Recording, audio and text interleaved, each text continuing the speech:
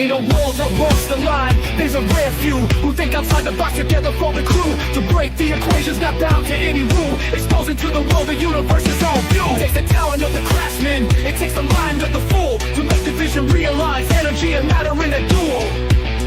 To a great, to a duel. The old man Bills was running through his head. Cheryl probably got it hiding under his bed. Penny up to Annie, making power for days. Don't listen to a word that the straight no says. Mike building batteries that power a ship. Victor comes and talking math, that's the water spiral dip. Sean trucking plasma bolts a mile long. Sheila on the video making tones from the prongs. Burning, breaking matter, they said it couldn't be done. And to all the people in the chat, I know you're having fun. So it's time to spend your Saturday with the doping old man Bills. Hello everybody and welcome. My name is Nathan, otherwise known as Old Man Bills. What's up, Joe? It's Saturday, and boy, do we have an episode for you. Nice. Love it, man. Love Fridays, man. Friday's a fun day. Good What's going on, everybody? What's up, Lightspeed? Hanging out with Dispatch, man. Chopping Fools hanging out, man. Cool show, man. We're going to have a good one tonight, too. Right on. So, heck yeah, man. CBK hanging out with us. Sent me some cool stuff, man. Really awesome. Some Organites go on Tesla coils, man. I got to get out that video for them and, show my appreciation. So, right on, dude. Also, Dennis got some videos out there, man. At some point today, we're going to have to take a look at him. He's got some cool stuff going on. So he's got some big coils out there, man, and he puts his hands on them, and then the lightning goes between his hands and the coil. No. It looks pretty sick. That's very cool. All right, Joe, you want to get into it, man? What are we talking about? Yeah, I mean, we'll do the little warm up first, and I think I'll give a little preamble, and look back a little bit to something that was discussed, and we've been doing this lately, looking back to the early days of Joe and Old Man Bills, and just going back to my nonsensical ramblings of how I think it works and all this sorts of stuff. And I think that what you'll find today, by the time we're done here, is that it's culminating in Nathan having his name now on a second physics paper. It'll actually be my third, man. Third? Oh yeah, right on, man. Yeah. So that's awesome stuff. But to kind of give a little bit of before I backtrack, kind of tell you what we're building for. So after all this discussion with Rav and the energy exchanges and how it builds the field and how it sort of isolates itself and then creates non-equilibrium states, what I realized is that these non-equilibrium states are, closer to simulated still potentials, even though the only thing that keeps them different than that is the fact that they have the exchange in the first place, right? And as we know, we see this four-dimensional element that exists in magnetic fields and also exists in a virtual projection when we're dealing with the RAV, and we've identified this virtual projection as the high energy, the high energy density state, basically the well where that high energy density state exists. So, once you start to realize that, okay, you have this consistent factor of dimensionality being consistent with the high energy state, and the organization of things. And then you start thinking inside the box rather than outside the box, because what I often like to do is I like to look inside the box to think outside the box. Okay, and that's where my entire train of thought generally comes from. And we know that they describe the fourth dimension, right, as space-time. Well, gotta love that one. Well, I know I don't. I never really bought that for a second, but I agreed that there was a relationship, Yes. okay, to 4D and space and time. I knew kind of sort of what that relationship was, but I needed to kind of think about it harder and further in a logical way, okay, that allowed me to kind of dissect it. And what I kind of opened up when I came to the not end, but I came to sort of the pinnacle of this train of thought was that, well, we say time is emergent, but emergent of what? Right? We say that we can manipulate time and there's time dilation, but but dilation of what? What are you opening up or expanding or contracting? What are you doing, to this otherwise ambient idea that they just place off mathematically as another dimension? Well, I thought about it like I usually do, and I thought about it geometrically. What I came to realize is that phasing and geometry has a lot to do with one another, right? You could have one shape, for instance, in 3D space, and then the same analog shape in 4D space. But the thing is that the four-dimensional shape, okay, which would otherwise appear the same, okay, has planes that simply don't exist in 3 dimensions. That's what that comes down to. And that's how dimensionality works largely. You see, every dimension is made up of parts of the dimension below. So in 3 dimensions, we are made up of 2 dimensional planes and 1 dimensional points that fall into 0 dimensional points of rest, right? That's what we're made up of. I mean, it comprises our world. Well, 3 dimensions comprise a 4D world in quite the same way. The thing is that just like the 2 dimensional plane creatures don't exactly have access to the 3 dimensional world, but we have access to their world.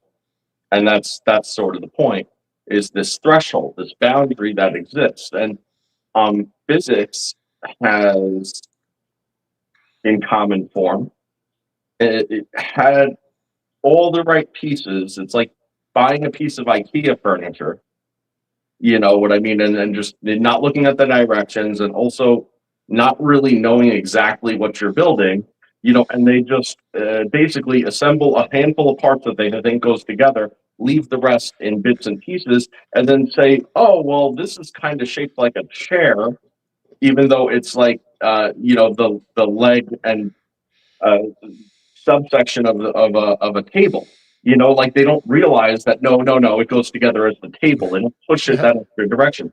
And they hide this behind this premise of what type of evidence is empirical. Okay. But then they contradict themselves when it's convenient, when their equations don't work. So they'll consider certain things that in quantum mechanics that they can't observe to be empirically evident.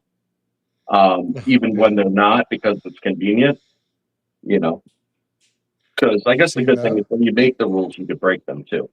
But I think that the point here was that I found that there's actually ways, okay, to identify the mechanism of time, and then therefore gravity, right, and therefore space. And rather than sit there and define it as something entirely new and label it and give it some kind of unusual mechanism, I just looked at the parts that were there and put them together. That's it. So it doesn't break any laws. All it does is makes a handful of modifications, okay, to connect all of them. And it actually, so far, has simulated out flawlessly, Nice. which is all you could ever ask for whenever you're dealing with a theory now, isn't it? So now that we've kind of touched on it a little bit, and I haven't told you what it is yet, Okay. okay, let's backtrack. So There's a point in time where I talked about this descent of energy to matter. Okay, and I went through what I postulated was all these dimensional phases, and I called them dimensions at the time, you know, of higher order energy phases. Okay, which are actually, it's actually an inverse, which is kind of weird. You know, it becomes most simple to more and more complex as the energy falls down. But then the energy actually does something weird, right? It falls down and then it gets to a state where it actually becomes matter, or at least a particle, a matter potential.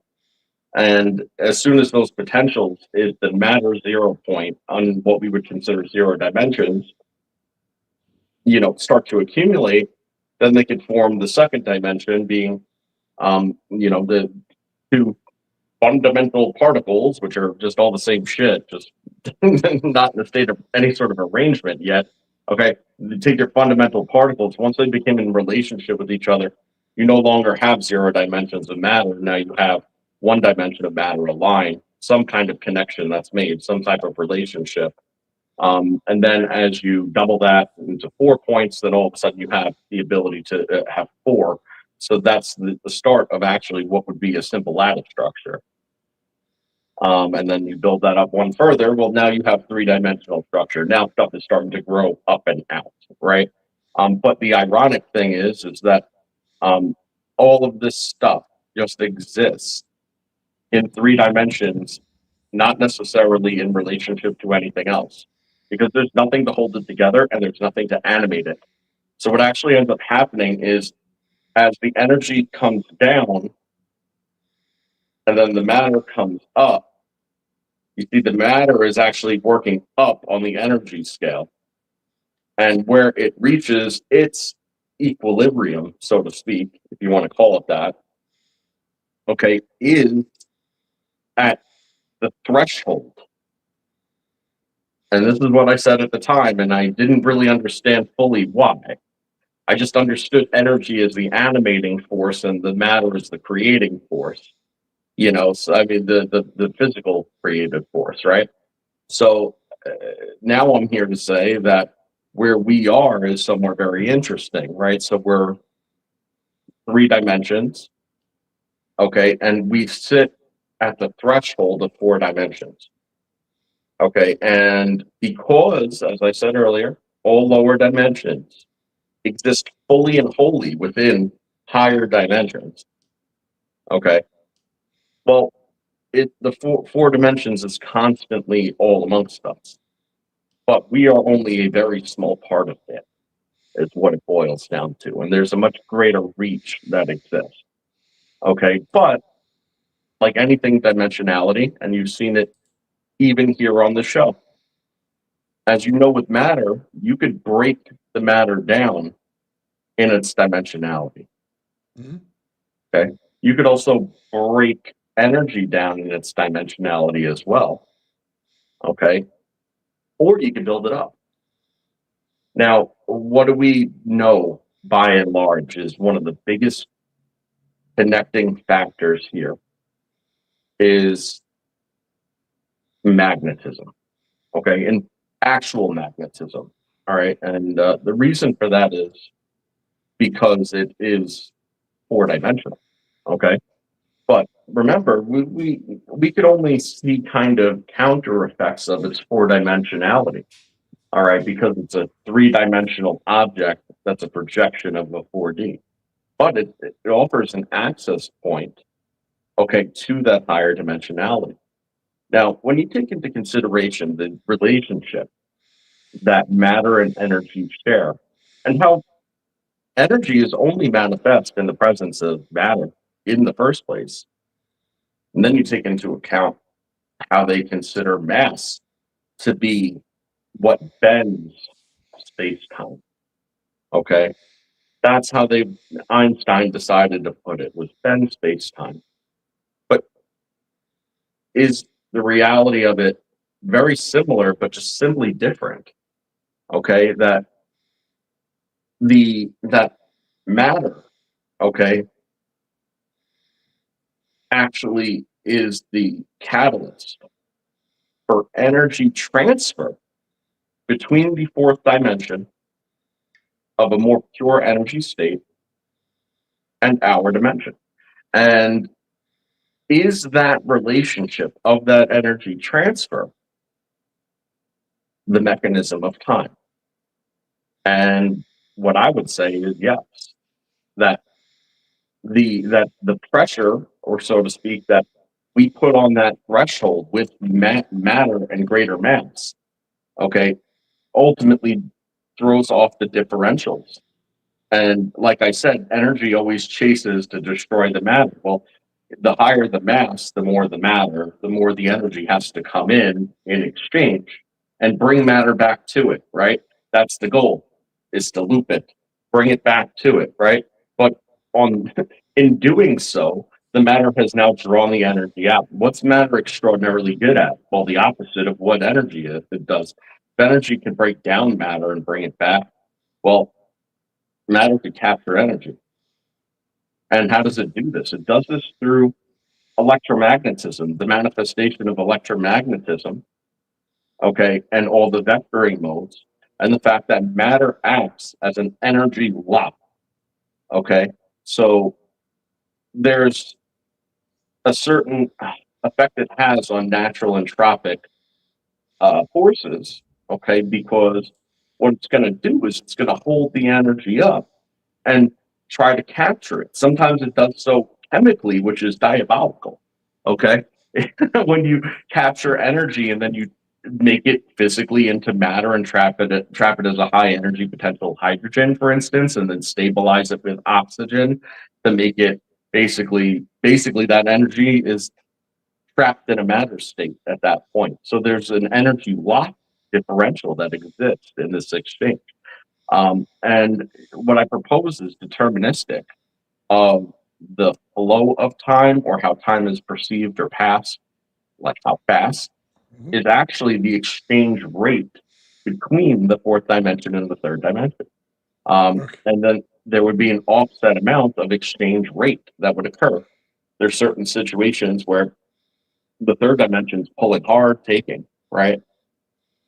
It's got to proportionally give it back, right? That's what we know. It's got to proportionally give it back in whatever that exchange rate proportion is. That exchange rate proportion seems to be tied to mass, which makes sense. And that's what we propose is actually the mechanism of how fast time actually passes. Now, where this becomes interesting is by the access, right? So the magnetic fields, right, are energy manifest in the presence of matter. It's this interaction with matter on a large macroscopic scale. Okay, and we know that they have helical flow patterns to them. Okay, and the helical twist is a lot to do with this exchange. So when you start to realize that if you could create a parallel field, and that is important, a parallel field, once again, this is how I came up with it in the first place. You create a parallel field, okay, and then you're able to create an energy dense spin, okay, in either direction. I'm going to go over both, okay, in either direction, either consistent with the flow or against the flow of the force that you're parallel to.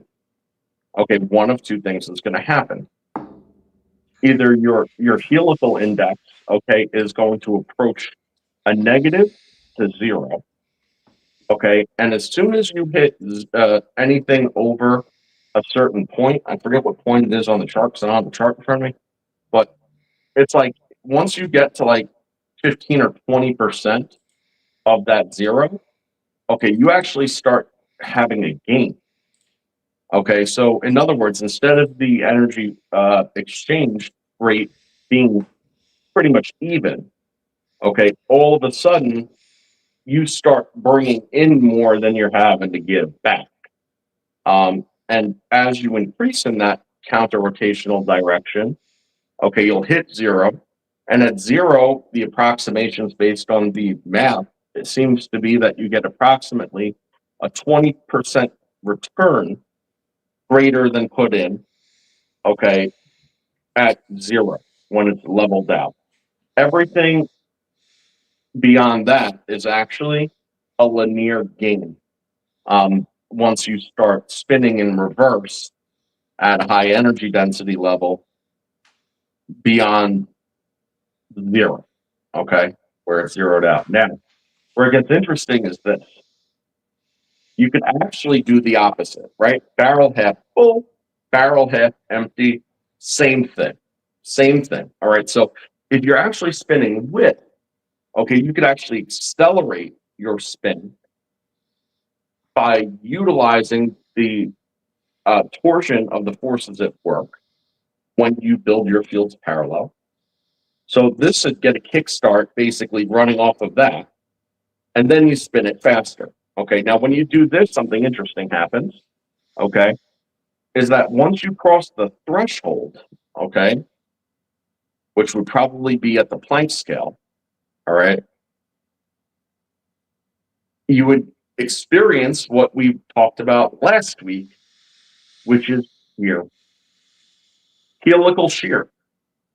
So it's like anything, right? If you twist and you twist and you twist and you twist, well, eventually it breaks, you know, and the same exact thing happens if you go faster and faster in the same direction. You're already ambiently going as fast as the other field once you saturate it and bring it up into a relationship with it. Now, anything that you put in is excess of that, and you could get a shear. Now, what's interesting about a shear is that rather than push off like the other side is doing, okay, where you're spinning counter. So in that case, when you spin counter, you're pushing fourth dimension away from you. Okay. And just like Einstein said about bending the field, okay, that when it's pulled in close is when you experience the gravitation. When it's pulled in close is when you have time dilation, okay, that occurs. Well, when you push it out and away, okay, now you've broken your locality from your ambient environment, and you still have those effects. But where it gets crazy is when you spin faster and shear. Because I propose that when you spin faster and shear, okay, and when I say spin, it doesn't have to be physical spin. It could literally be the spin of a field, you know. Well, once that shears, everything inside of that bubble, okay, no longer becomes dimensionally relevant, because essentially you've sheared away from the third dimension. Okay, so you're still subject to. Now, remind you something. This is where it gets super interesting. If 4D, okay, makes up 3D, I'm sorry, if 3D makes up 4D, okay, and you shear out into 4D, all you are is out of phase. Okay, and I had a hard time getting my head around this until I saw this exact way. When it shears out, you're out of phase with the 3D environment. But the 4D environment, okay, that you're now subject to is still here and made up of this. So you're not necessarily anywhere else exactly, although you could be. And that's the thing. That's the key. You see, because once you shear, you're no longer subject to the laws of the third dimension. Time and space, and all in between. But that doesn't mean that you're not here. That you can be here and be out of phase and be subject to the higher order laws by shearing out. So now super interesting. You can shear out in reverse, I would propose. Okay. But it would be exceptionally difficult now, wouldn't it? Because you already have to overcome all the forces to hit zero. Then you would have to push it exponentially further to then shear. You see, so if all you wanted to do was see something lift, then you go counter rotational. Okay, if what you wanted to do was shear out, then you go with flow rotational. Okay, because either one will throw you off the scale just in two different ways. So real quick, 4D to 3D, that conversion, is that light to plasma?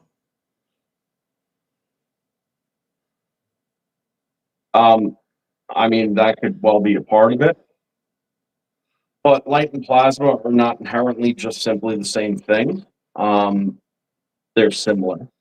There's density uh,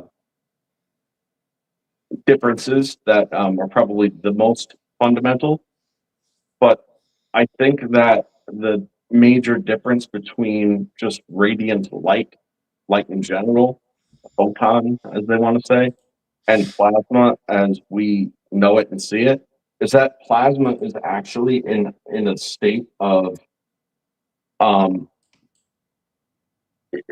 energy like matter, or matter like energy at that point, matter like energy, like I had said a bunch of times.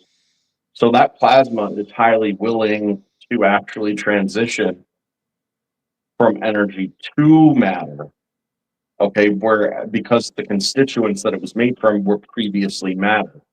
Okay. Um, Whereas light in itself, okay, you would need to increase the density exponentially in order to turn it to matter, which is why most of the time, in known and accepted physics, you're going to need, like a pretty high volume of gamma radiation. Okay, usually in order to break down the photon, as they like to say, Hmm. into pieces that then could become constituent of matter under forces of compression. So there's a whole other subsect of things that have to happen, for light to drop into matter Hmm. than it would for plasma to either disperse as energy, okay, or to form matter itself, because that's closer intermediate state is plasma. And it's multidimensional. Okay. And it's multidimensional because it's the magnetic component that keeps it consolidated to make it plasma. Even when it's loose and gassy, what doesn't prevent it from going into an immediately diffuse state is is magnetic compression. Okay. I just want to make sure I define going from 3 to 4. You know what I mean, or 4 to 3, however you see it. Yep. And then people are bringing up the swinger limit in the chat. So it's just the speed of how fast things go before things get haywire, right? Is kind of where they're going. I mean, the Springer limit has what to do with it, but when you propose that the um, energy exchange is local, okay, but then you realize that your ambient environment is created by other local exchanges, okay, you can't sit there and ask the wrong question all the time. You see, you need to work with the forces that you're subject to. So Mhm. you could break your locality, okay, by using the ambient exchanges of, for instance, Earth and this process, okay? Whereas, because you are a much smaller piece of that locality. So, it would take much less for you to break it on that scale proportionally, okay, than it would when you start calculating overcoming the entire force of the exchange of Earth and this mechanism. Okay, because if you had to deal with that and that was your proportional, like, I mean, remember, scaling down sometimes is scaling up. Something big spinning real fast is seen it's like kind of nothing. Something small going that fast is out of control and never going to happen. It just doesn't have the ability. Right. So when it comes to energy density levels and it comes to spin rates or rates in general, it's more having to be in tune with the ambient process to utilize it to your advantage, because you could always use what's around you to at least bring you up to near a net zero as long as you're going with the flow. If you're trying to break the flow, then this is the relationship that you have to break, but your portion of it is only a small fraction of the whole. Hmm. So for you to break it small scale, doesn't take the crazy numbers that they suggest on the Schwinger limit, in my opinion, because by the time you scale it to your applicable percentage of your immediate ambient, you got to realize you only need to push it. You don't need to push it off the whole thing, the sum of the whole. You just have to push it off of a little bit more than the sum of you. And once you do that, then that's it. It's done. It's a done deal. Mm. Gotcha. Huh. So funny. Yeah, by the way, just so you know, you're not breaking the Schwinger limit with a mechanical device. It's just not possible. You have to do it in gas or plasma in order to approach those type of speeds. So, Yeah. yeah. I mean, high society says, hey, theory is unverifiable until you can prove it in practice. I mean, dead on, man. I mean, that's right. Now, the paper that I'm working on the subject, I'm going to throw it out there. Okay. Go ahead. It's not ready. Okay, because there's several attributes that I already know I want. Don't have to. Okay, I want to put in there because it's going to strengthen it, and I'm just simply working out exactly how it has to go in there properly. But I did send it to Nathan. I give him permission to release it as is, and then I'll put out a revision on it when it's all done. Because what I want everybody to do is take a look at it, because you see all the formulas are there, and all the formulas are derived from all the known accepted science from both the relativity and classicality standpoint, and then bridge the gap to quantum physics, okay, which I know people tend to hate, but guess why you hate quantum physics? Because they say it lies behind a wall you can't understand, and therefore don't look behind the curtain and don't ask any questions about behind the curtain, just believe that's how it happens. This is what bridges the gap between that. And it does so in a very non-invasive way, because it conserves energy. It works along with the law of energy conservation. Mm-hmm. Okay, it describes all the diffusion events. It describes the diffusion events. By the way, here, mind you this, what I said before. Energy exchange with matter, that's where your time dilation is, okay? As you go out into diffusion, you know that time dilation doesn't exist in the same way. You know that the four dimensions pushed out. That entropy is the arrow of time, as they say, right? Mm-hmm. And that arrow of time is then therefore preserved. Physicists are going to fucking hate me, okay? Because they're going to look at it and go, "Oh, damn, we know and approve of all these things." All he's doing is, and then it has all the observables in it, and what I'm working on now is all the data sets, okay, that I've already run that prove the formulas out. So there's one wild card thing that I'm working on, and honestly, I'm open to the chat for any advice on this. Okay, go ahead. But this is on the exchange rate. Okay. Now, what I propose the exchange rate is actually more fixed than you might imagine. Okay. And I think it has to do with ratios and proportions. Sound familiar? I always backtrack into the same exact thing. So, yes, there are variables on either side of it, but what I propose, the constant is, okay, is the volumetric difference, okay, of a four-dimensional sphere versus the manifestation of the four-dimensional sphere in 3D space as a 3D object. So there's a clear differentiation that would occur between volumetric space. Okay, and mind you something, that the volumetric space that's missing as it comes over, okay, is exactly the point with all tunneling events. This is how all tunneling events occur. Is it basically tunnels out into a fourth dimensional object, and then it's able to tunnel back in. It doesn't go missing. It doesn't go behind the mysterious curtain. It literally goes into a geometry that is here but not here simultaneously because it's out of phase.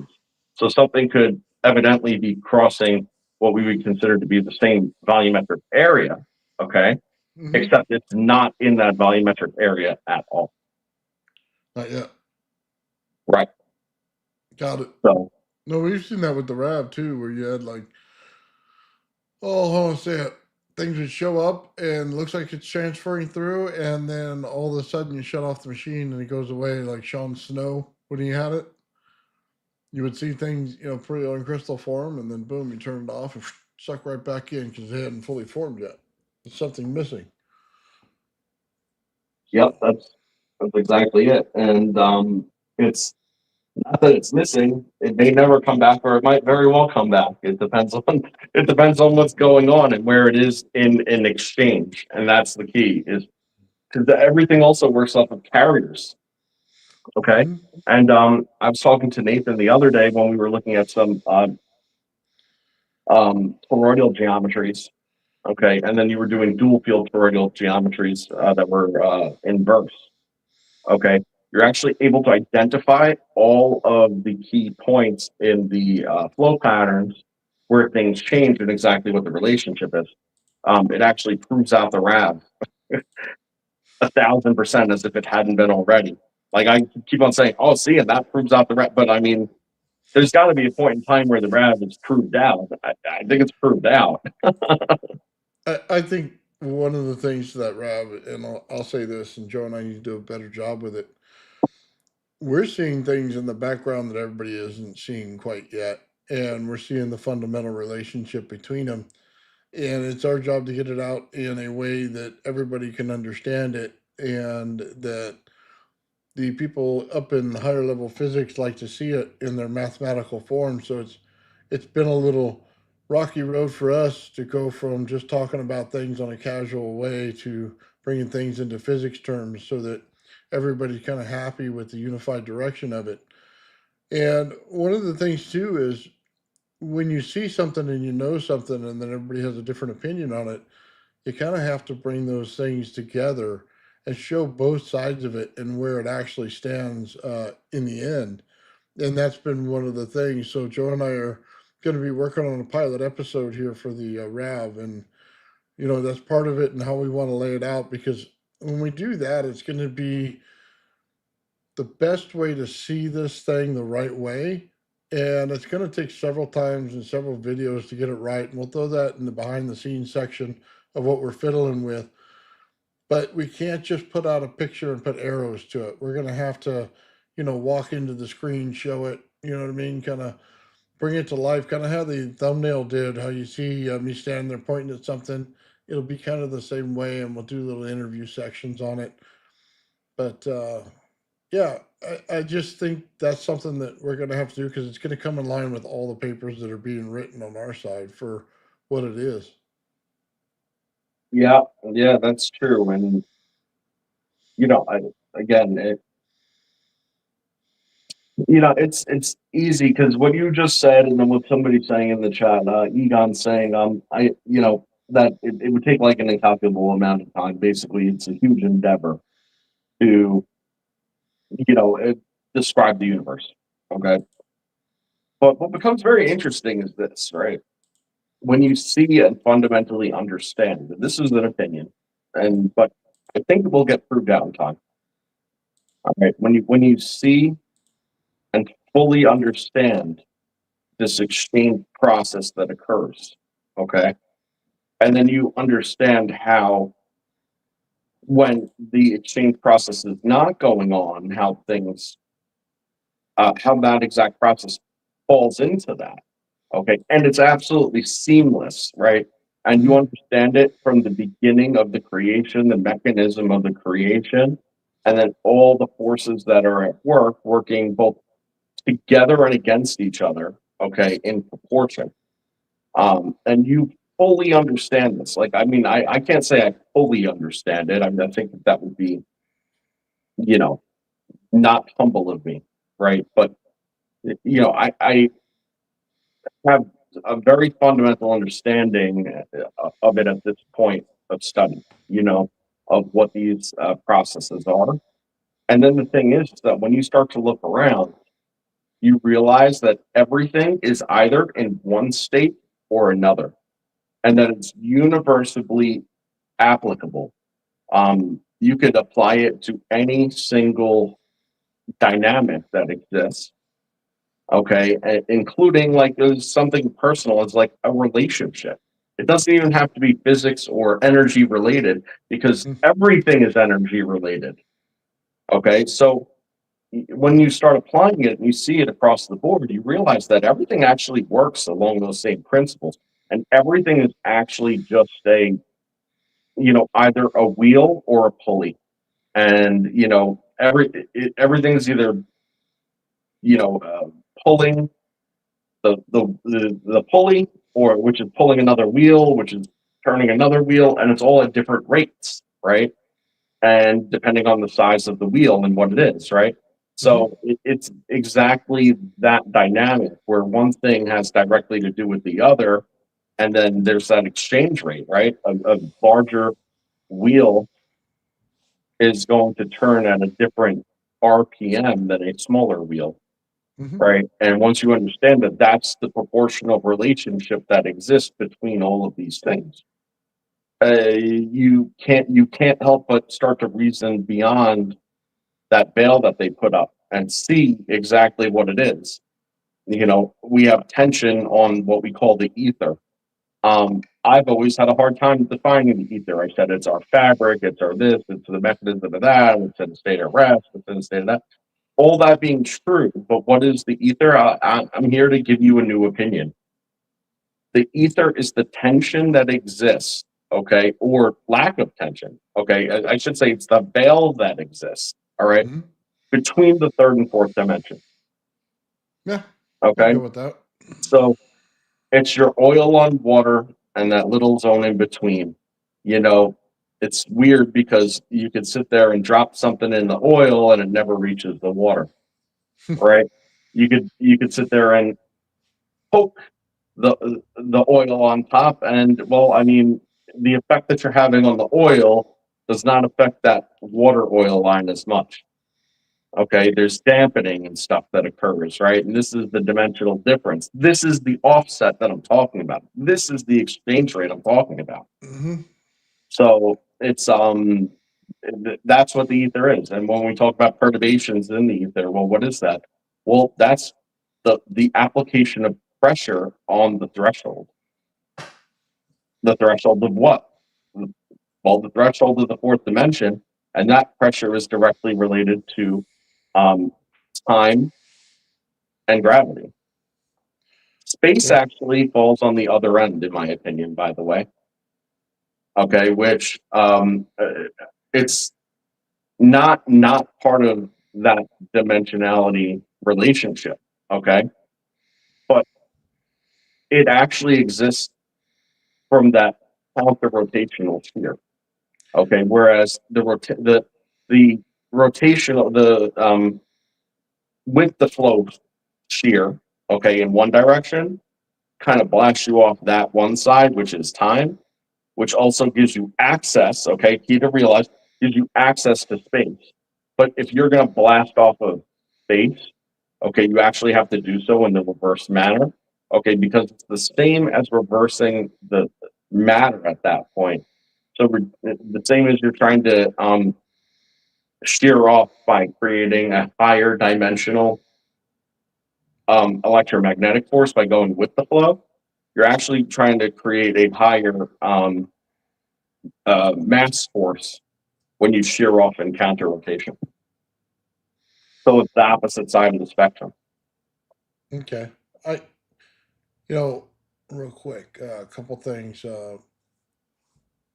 The standard model of physics on the atom, once you see the RAV build out and you understand what the satellites are, it'll give you a whole different perspective on the atom itself and what they're actually doing, which is in line but just slightly different from what they have as a standard model. Um, and then, real quick, the energy and photons and stuff, you can actually see exactly how you measure the speed of light and what it is based on the RAV. So you'll understand the energy and how fast the main star has to pulse before any planet pulses. You know what I mean? In between, and you can measure that rate and see, the light speed in it. And it's not actually, it's kind of like a mislabeling of what it really is. It's not actually the speed of light, it's the speed of energy that produces light on the other side. So it's more like the photon effect. How long does it take before the photon goes off in any single object? and then that's the rate of time. That's the speed of light. Um, and Now, then interestingly, I mean, and like you said, rate of time, speed of light, where a lot of this is broken, okay, is the fact that we feel the need of measurement in general. Okay. There's a couple of reasons for this. All right. The first reason is that time is not a constant. Okay. So, since the passage of time is not constant, using it as an objective measure becomes pretty haphazard at best, if you want to put it that way. Okay. Secondly, um, per their own admission, and you know what, I'll agree for reasons I'm not going to go into. The wave function isn't exactly what they make it sound to be. Okay, because there's different levels of wave function that yes, actually occur. Okay, there's a collapse of a wave to a particle if you want to think about it that way. And then they'll contradict themselves and say, well, that's not literal, but it kind of literally is. And that's ridiculous. The idea can't is say that, that. right, the idea here is this they've set up their own traps. All right. They've set up traps where, first of all, they're running tests in an environment. Hate to tell you something, you've already collapsed a wave function that's occurred by virtue of it being in the presence of an environment in the first place, because it's automatically in a collision course with matter. Okay. So, right in itself, if it's acting as a wave, it already partially collapsed by virtue of you perceiving it that way. All right. Secondly, if you measure it, well, that causes the collapse. But if you don't measure it, okay, then it's not empirical. So it ceases to exist because measuring it collapses it, but you can't not, you see what I mean? There's like a but for here that is occurring that becomes very contradictory. And the idea here is you can't calculate the speed of something when time is part of the measurement, because time is a variable, not a constant. And then you can't sit there and say that something is something definitely when you're actually measuring it while transient. Okay, because if you're measuring it while transient, then you've collapsed it, and then you can't make a clear judgment of what it was actually doing before you changed its phase. Hi, but then if you actually bring that into account, it's not empirical. So when you see crazy shit happen at a distance, okay, it happened faster than the speed of light, so there must be some other kind of connection. Yeah, no shit. The Well, connection is that it's not light speed unless if you observe it, and the connection is that it wasn't in this dimension; it was in a state of rest. But in that state of rest, fell off of our three-dimensional plane and into the side beyond the veil, where it's actually traversing a much different environment, where it could actually travel that fast, however fast.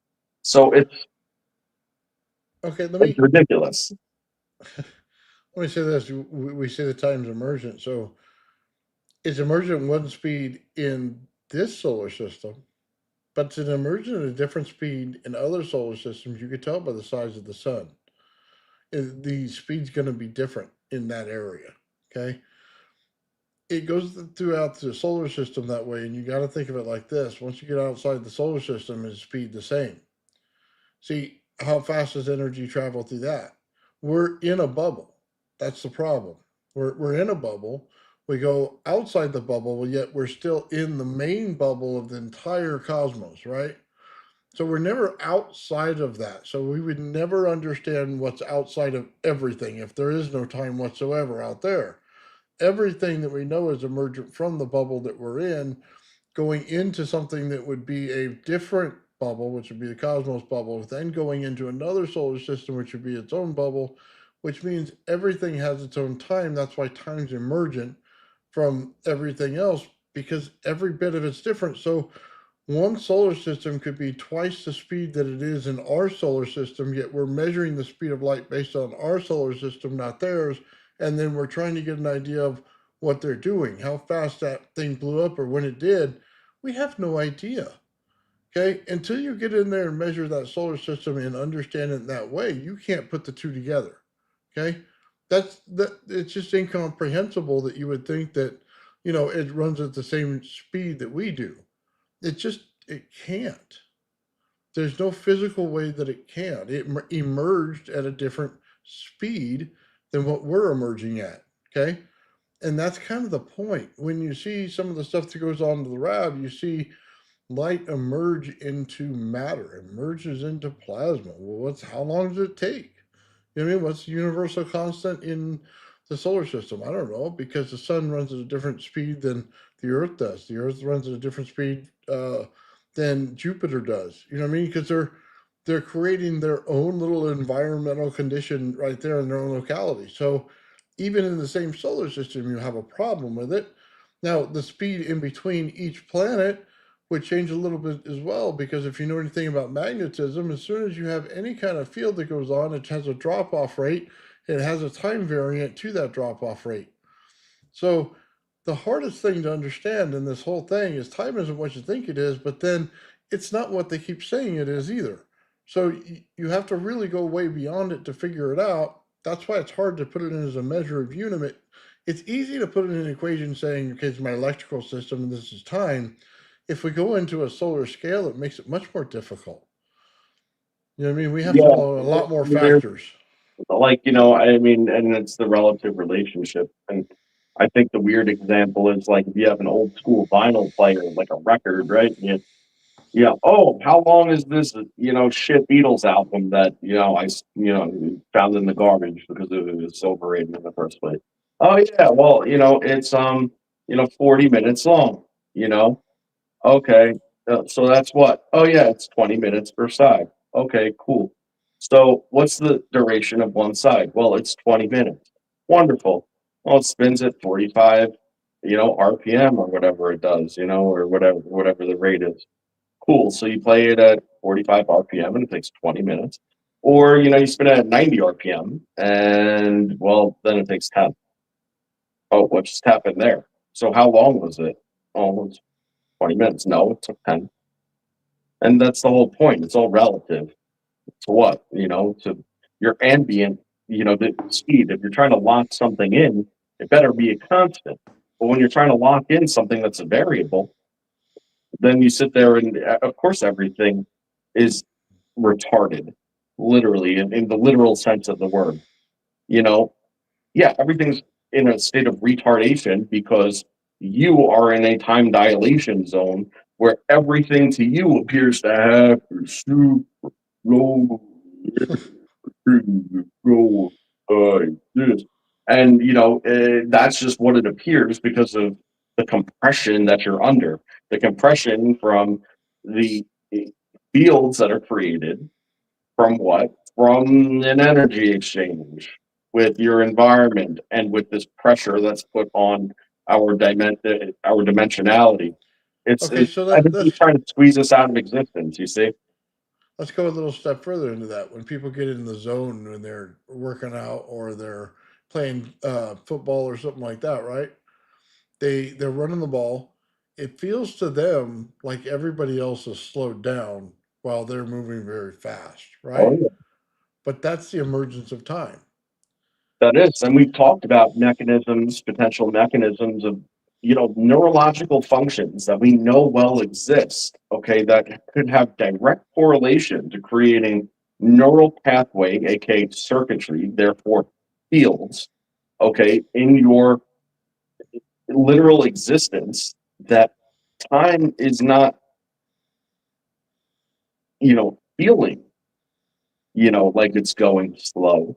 It legitimately is objectively hyper locally slowed down, hyper locally. And that's the whole point, because and that's the beauty of this paper that I put out, is that all of it has to do with hyper locality. Okay. Um, and that locality is present both macro and microscopically. So it's subject to all scales and it's scalable and it's proportional. right? So it becomes all relative. These all sound like words that generally you hear when you hear the gloss over physics because they're very safe, okay? But the thing about it is that just because they're safe, just because they're predictable, doesn't make them wrong, Right. right? It doesn't make them wrong. And I think that that's where most people who try to tackle this subject fuck up big, is they look at it and they're like, it's crazy that they're locking themselves into this. It's so much more. And then they get hyper focused on all the wrong points of it. And they try to change everything, when the answer is that actually they kind of got it right. There's been some smart people out there over the years. Can you believe it? Yeah. You know? Well, okay, it's like gravity. The hardest thing I found people think it's a fundamental force. It's not. It's the accumulation of forces together of fundamental forces that make it. And once you realize that, you can't put it in as a constant. That's again the constant problem right there.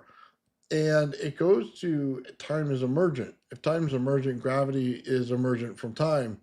And you would also have to take that into mass. Now, when you calculate mass, you can't just calculate it as solid rock.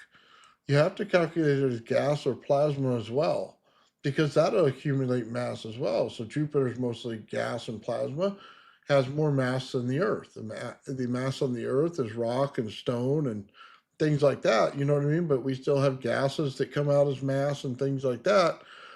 There's a way to see it a little differently.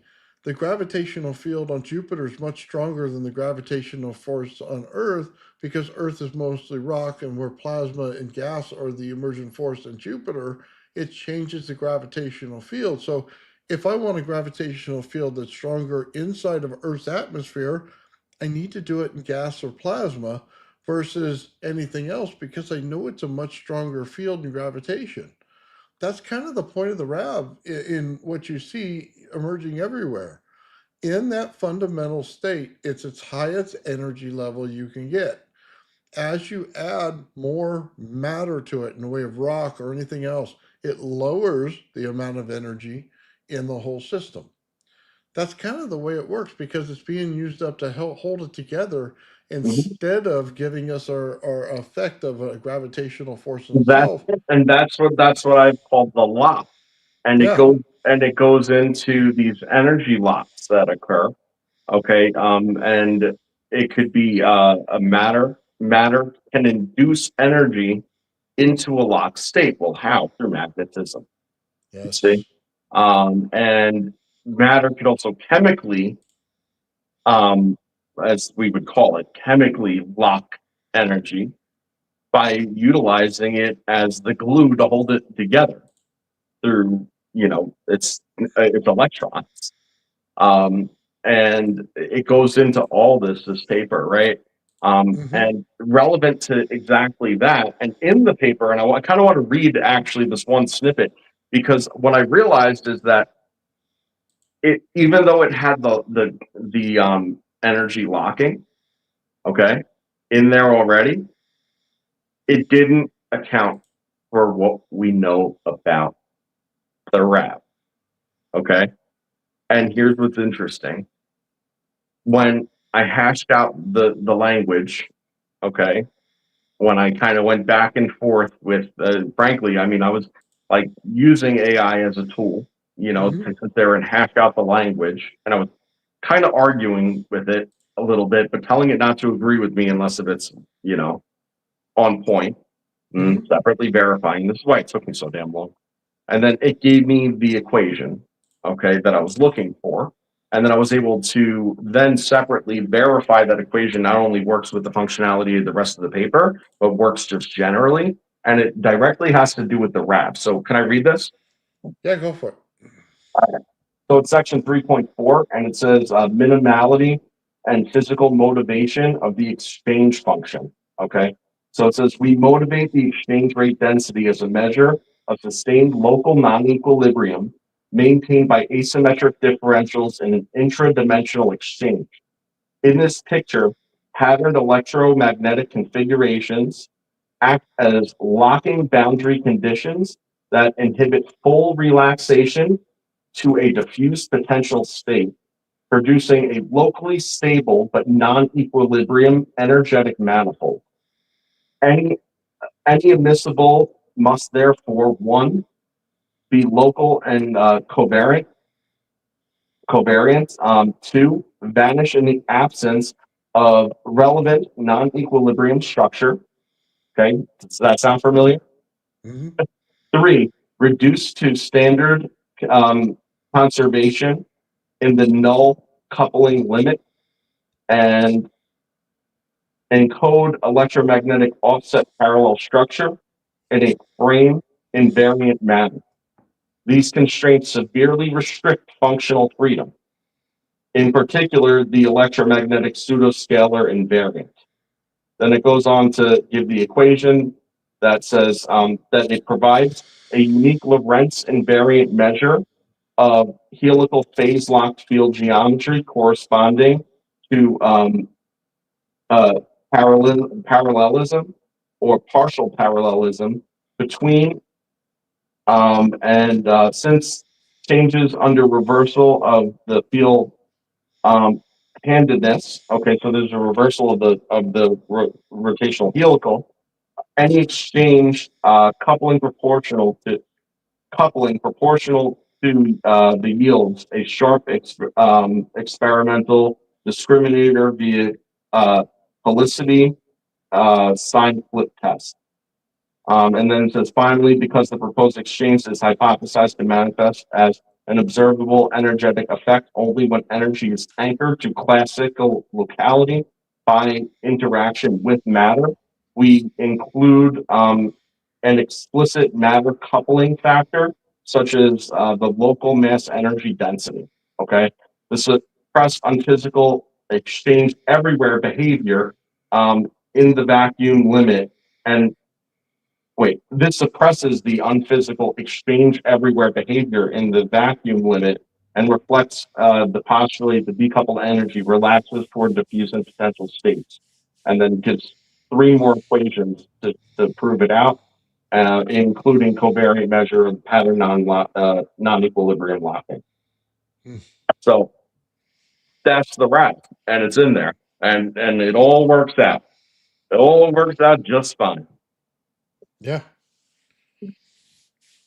that's kind of crazy, man. How perfectly that whole thing did it. I couldn't believe it when we were building that thing out. I mean, we all have kind of like a thing when it comes to the solar system. We all believe something, and my belief has always been that there's been how do I say it, like a ring around the sun at different levels, and it goes out to each planet, and then each planet pulls the energy from the sun on that ring and then exchanges it back to the sun. You know what I mean? Right through the top of the planet back down to the bottom, and it goes back around to the sun.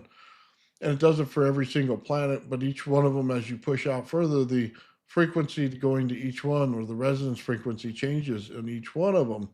But to see the RAV do it, and you see the light build out, and as soon as it hits the point where it's able to spin right there, once it hits that spin zone, it built out, and then it started swirling it. And as soon as it did, it built its own satellite right away. So you get this RAV over here, you get this smaller satellite RAV, but that has its own satellite right here. And you kind of just get to the understanding of, is this the way planets build out in the solar system? I mean, it's energy to matter, and we're seeing it right in front of us. It's a little bit bigger than you would see in atom state, but way smaller than you see in the state of our solar system. But it's generally doing the exact same thing. It isn't a collision, it isn't the accumulation of rock. It's built that way in the solar system from the very beginning. That's what's crazy about it. Then Yeah. what you see is you get pulses that happen in it. So where's that line that goes on to the planet? It moves. That's the crazy thing. It's moving and it's pushing that new structure out a little bit. So you're realizing that they all could have been created in early and pushed out. So it gives credence to a lot of science that people in the solar system community deal with, but it also gives them a great structure to look at and say, hey, if this is true, and I say if this is true, then this is a perfect concept of what happens when we build out a solar system. Okay. And then they can identify it and use it in their research. That's what I love about it. So there's something else interesting that kind of came to mind with this, and this is another part that I'm still working on. Won't be a part of this paper, but definitely something significant. Okay, and that has to do with iron. Okay, and the fact that it's magnetic in general, and that it's able to also hold a magnetic field for any extended period of time. That's a very unique property by and large, right? And the implications here, okay, is that the lattice structure of iron itself, okay, lends itself to being charged to higher energy states, okay, and being able to actually entrap that energy. Now, when it's induced into a higher energy state than ambient and that threshold is pierced, okay, it itself becomes magnetic, and then ultimately has a magnetic field. And anything that's able to hold a magnetic field without a consistent charge, okay, can only really do so if four-dimensional coupling has therefore occurred. So that's how hyperlocal this is. You see, you induce an initial charge. Once the threshold is pierced and it was able to hold that charge, the charge was able to structure because of the lattice. Once the four-dimensional field itself was formed, it's then coupled to the four-dimensional field with an energy exchange rate. And as an iron magnet that's induced into magnetism will not stay magnetic permanently and forever. Okay, so there is a diffuse element to it, which makes total sense. And it also makes sense that as that diffusion occurs, that the threshold will be closed, and that will cause it to lose its magnetism altogether. But as you're well aware, the only thing you need to do to bring it back is actually bring another magnet to it once it's previously been magnetized. Mm-hmm. Okay, and once you bring a strong enough magnet to it, it actually brings that into its own field and allows for recoupling to occur without a current. And you see that that's how that goes. Like it just has to do with like certain things' ability to hold, store, and organize.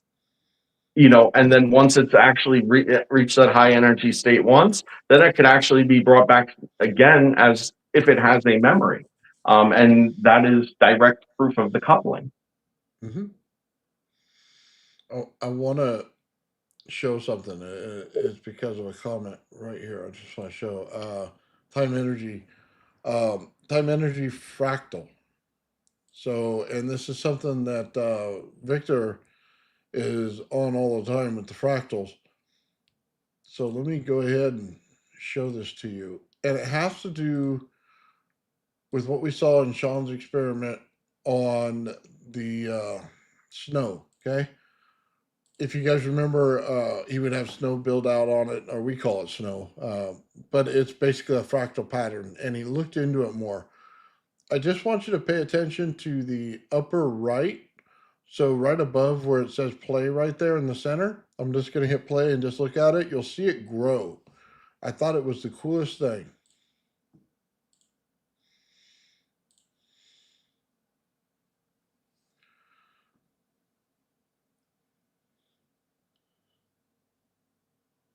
So you can already see it coming out of there.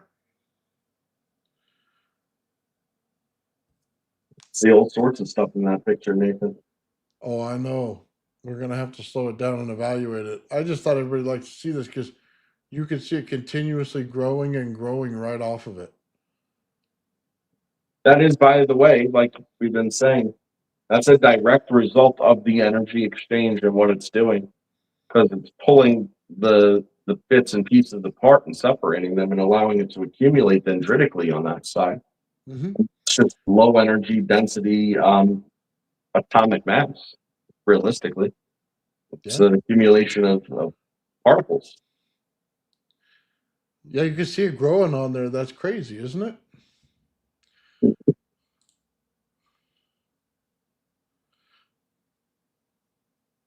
There wasn't anything there before. Now we're what, like a quarter inch out almost?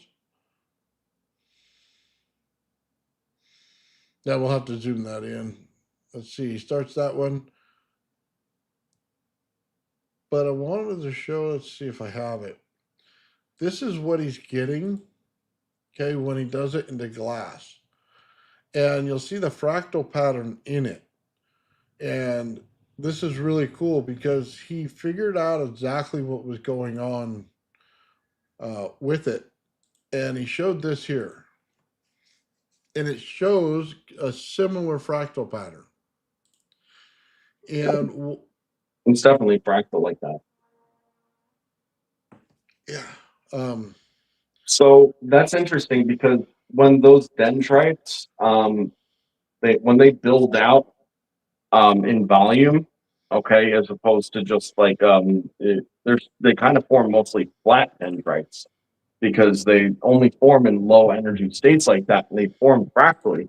But what's interesting is that when you add layer upon layer, okay, which could really only happen with pulse phase shifting, right? Um, they grow in volume, and that volume actually grows out to be what they consider to be a botryoidal um, growth, which is compressed and coiled up dendrites, right? That end up just forming into a bubble.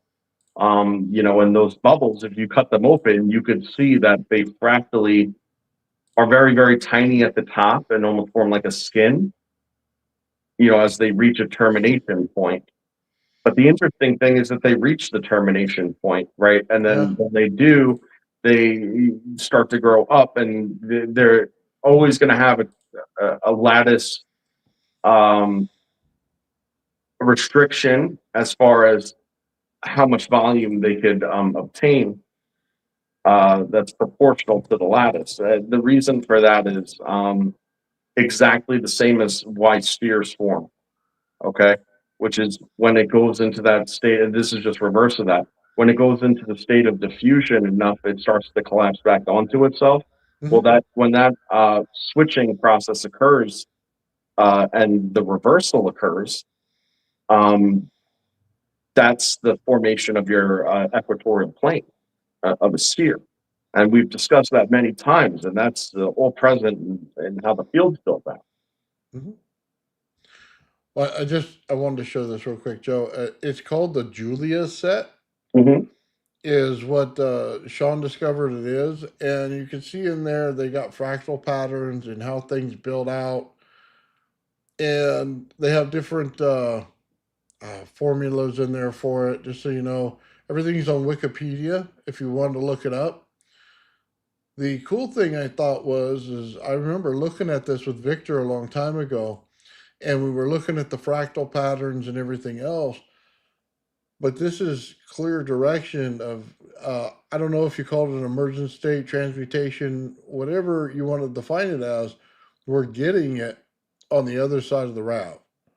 You know what I mean? We're seeing how it builds out from the beginning, from light to plasma, but then now we're seeing it once it's in the plasma state and it's had a chance to work on a certain surface. You're seeing it come out in a fractal state. So I think we're getting a pretty good timeline of beginning, and I don't think it's the end, but I think it's the start of the next level. But I wanted to point this out because Yeah, it's yeah. This whole thing that you're looking at and what we're discussing right now is literally just a zoomed out version of everything that we discussed at the first part of the episode with the the paper mm-hmm, situation. Okay. And in fact, I will go out on the strong limb and say that not only was it the direct inspiration and realization of being able to put that sort of thing together, okay, but the smoking gun that was both for the flare, okay, being the high energy state, and then realizing that it has a quantum feed back to the RAV itself, okay, was the total realization of what the mechanism of it all was. Because when you look at the magnetic fields and how the eddy currents are causing states of compression, but also perpetuating the magnetism. So it's working against the magnetism, which is making the magnetism push out, which is pushing on the magnet. It's like it's that torsion, okay, that occurs. The mechanism for vortices, right? So the vortices form and they become wells, and one becomes a matter well, and the other one becomes an energy well. And the energy well, okay, it doesn't look like much, okay, but what you see is that you actually have the entire sum of all the energy matter interaction, okay, that's leaning on that eddy current, okay? So it's stronger than hell, okay, is the point. And because it has everything leaning on it, it's like every pulley in that system leads to that final gear. That's the one that's turning the strongest, the hardest, the fastest, and that's what gives you the access. The access to what? The access to the energy well, of course, the one that feeds the RAV further. So it uses this interesting where it's picking up the diffuse forces, except they're not diffuse. They're just diffuse compared to where they're strong. But it's picking up all of that, using that to sit there and then counter feed an excess of energy directly back to the RAV itself. And that's not my model. That's the NASA and physics model based on the magnetosphere, based on the sheer, the Hulks, whatever things that I was talking about last week. Now, I'm terrible with names, man. I want to show everybody this too. Yeah, Now, Kelvin Helpsel. so one thing that we do, guys, is we look back at ancient history and what they wrote and see if anything matches what we're looking at. And I just kind of want to point this out. You see Jesus right there, you see his head. Remember when we showed you the RAV and we showed you the black light and it created the cross? Well, you see that right behind his head, right? Two of the things that are emergent colors all the time is the blue and the red. We also see where he has that, forgive me for not knowing the name of the metal device right there. It shoots right into the center, okay? And it makes like a little blob. Well, that's exactly how the RAV goes out and makes another structure in light, how it goes straight to it, builds it from the center, and then it builds out, and then you see little satellites around it. What you're also seeing there is when the black converges to blue, you're getting a fractal pattern. And that we're seeing that as well. Now, I don't know if this is something that somebody drew over time, or if it's a religious thing that's been around for a long time. Let me just tell you, one of the secrets they were holding back forever, and this must have come from a civilization much more advanced than us, is high voltage and high energy states create all of this. And we're seeing it everywhere throughout the entire planet if you understand how to read these things correctly. Yeah, that's a compass, right? And just as significant the symbolism of what Jesus is drawing there. You have the compass, but also has the measure on the compass. Okay, you could see that it's set to 45 degrees. Okay, and what you see is the measure, okay, perfectly curves over the North Pole, and that it's directly set on the North Pole. Because that is significant, like as far as, again, all the angular aspects are concerned. And then there's how relative it is, because even though its compass is set at 45 degrees, you could see that where it falls at the equatorial plane because it's a sphere that he's measuring and not a circle. Okay? It does not fall at 45 degrees. All right. And that's probably significant. That probably looks more like probably like 42, 43 degrees.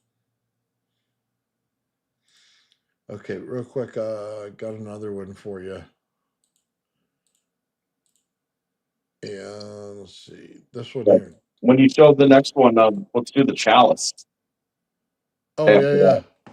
I'll bring that one up next. This was the fractal snow on the one that Sean created, the one that you saw the lighting come up. You can see it really easily now. It's all created perfect little structures in fractal form. And we always call it snowflakes. I'm sure there's a better definition for it in physics, but that's what I like to call it, the snowflakes. It's spitting out the fractal snowflakes. It is a good point to put it that way because if you look, even though they look like they have a little bit of volume to them, they're not. They're built on a plane. Mm-hmm. It looks like so. It's actually weird because we're just missing the volumetric, portion of it to get this to actually crystallize into, a solid lattice pattern. Is what it boils down to. But we're missing a dimension. Like a snowflake builds out, it might have a piece or two coming off another axis, but everything runs on the plane, and there's nothing ever connecting the plane. You see what I mean? Mm-hmm. So that's the same thing here. Yeah, just really cool. You wanted to see the chalice, Joe? Yeah, show them the chalice. The one that I drew on top of, if you have it. We want to see the one without it first? Oh, sure. This one right So, here? yeah, so that's the symbolic Holy Grail of Vienna. And what I did was I looked at it and I was like, wow, we've seen it before, but let's see it some more. And this is what you end up getting when you trace it out. And if you look at the top, I didn't even do the top, but you see how there's a ball and a ball and a ball and a ball, and then it's got a ring on top. I didn't even do that part, and that's even more significant because that's the flare. Okay. But if you just are looking at the chalice alone, all right, these are the magnetic fields and the mechanism of the creation of the raft, just as I put them. You can see where the lines actually start to cross, okay? Because they're parallel, they push away and bow out like a heart. They bow out. But then once they complete their return and they're coming back with whatever they took with them, okay, that's when they cross. When they cross is when they, ultimately, it reaches a controlled equilibrium state if it's in an intermedium. There's no circuit connection. It's just a controlled intermedium state. So, but you can see it right there. You got the ring in the middle with a small center line running right through it.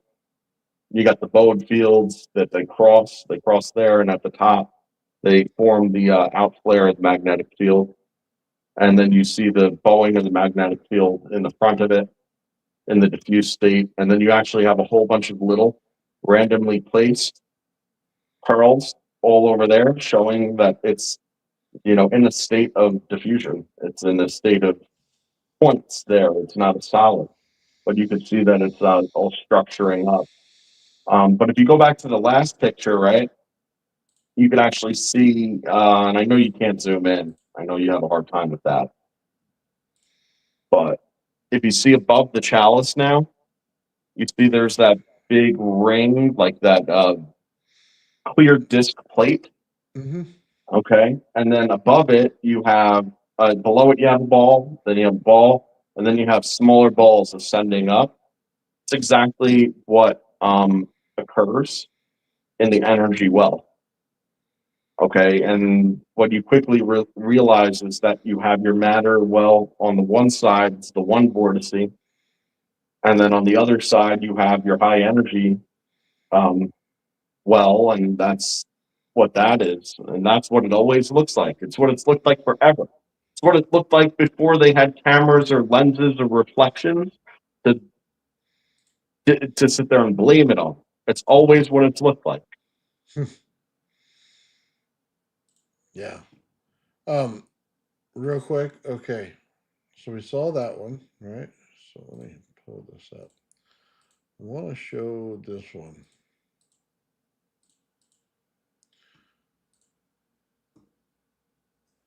Okay, so if you guys watched Danny Jones' podcast, man, you guys have all seen this picture before, and you see it throughout the entire world. And what they didn't understand is something that we came across in anti-gravity and trying to figure something out between Joe and I. What's going on with energy conversion when you use an inverter? And you have to look at it in that way. You see the square wave, okay, and the square wave makes the sine wave, but it's not a perfect sine wave. And this is important because the earth goes through this. When you look at everything in the earth, it builds out like it's a DC system, but then it starts to spark over when you get lightning, and it's an AC system, and it's going between the two. And you have to kind of see it as like a DC is a hover state, and the AC is a moving state that'll actually create the propulsion in it. And that's where we come to in this. And it's all over the world for a reason. It's because it's the two states of energy that are going on inside the earth at all times. And just so we all understand how to read this, the square wave itself is just based on the frequency that it comes to, and then it goes across, and then it goes down. And they knew this a long time ago. So the next level up, the only way to create that on your oscilloscope is to bring up the frequency, which would be the pulse level or the height of it, and then have it go across for a duration. And then the one in the center, which is blue, you'd have to do the same.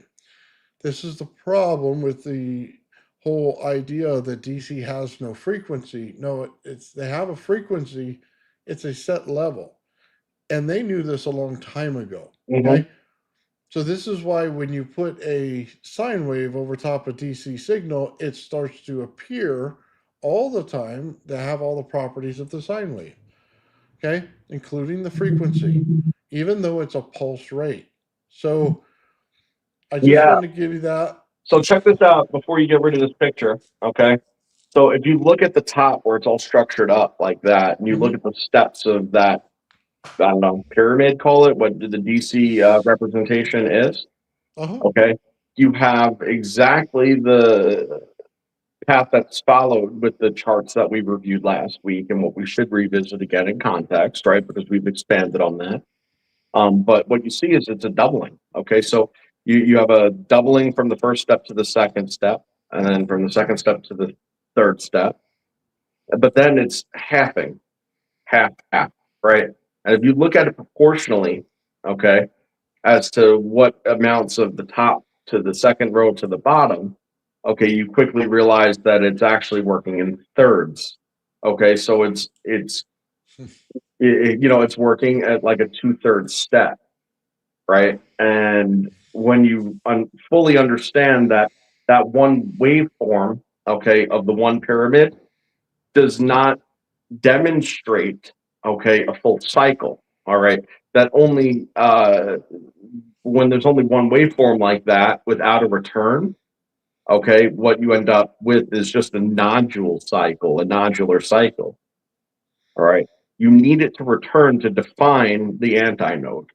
And on the return, so you have to complete 2. That means that the equal of the in order to measure the waveform ever, okay, realistically, you need at least one full cycle of node, antinode, node, and get back down. So that means that the sum of the whole is 2. Does it sound familiar? Sum of the whole is 2, and then working with 2/3 and 2/3 and 2/3 and 2/3. Then when you calculate how many steps of 2/3, you end up with certain ratios, and certain ratios are offset. and what are they offset to? Well, 2/3 and 3 seconds is what it comes down to, because when you count the number of steps altogether, it goes from 3 steps up, 3 steps down, 3 steps up, 3 steps down, plus 1. Okay. And the plus 1 takes it from a 9 count to a 10 count.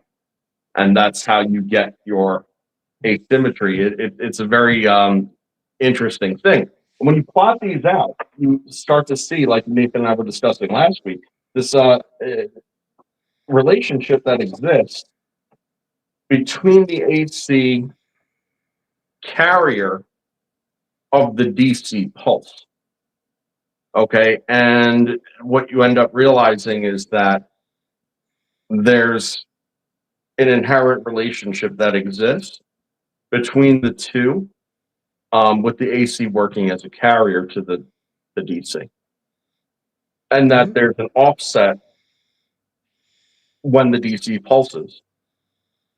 That if you were to put it in terms of a frequency, even though pulse isn't a frequency, okay, the wavelength, so to speak, right, of a DC is going to be longer than that of a AC, even though the frequency would be the same, because the cycle is the same. You see, the cycle is the same. For every one process of going up and down, it pulses twice. Up is 1, down is 1, pulse, pulse. All right. So that is the same frequency, but the wavelength is totally different. Yeah. And that's because it uses the AC as a rider.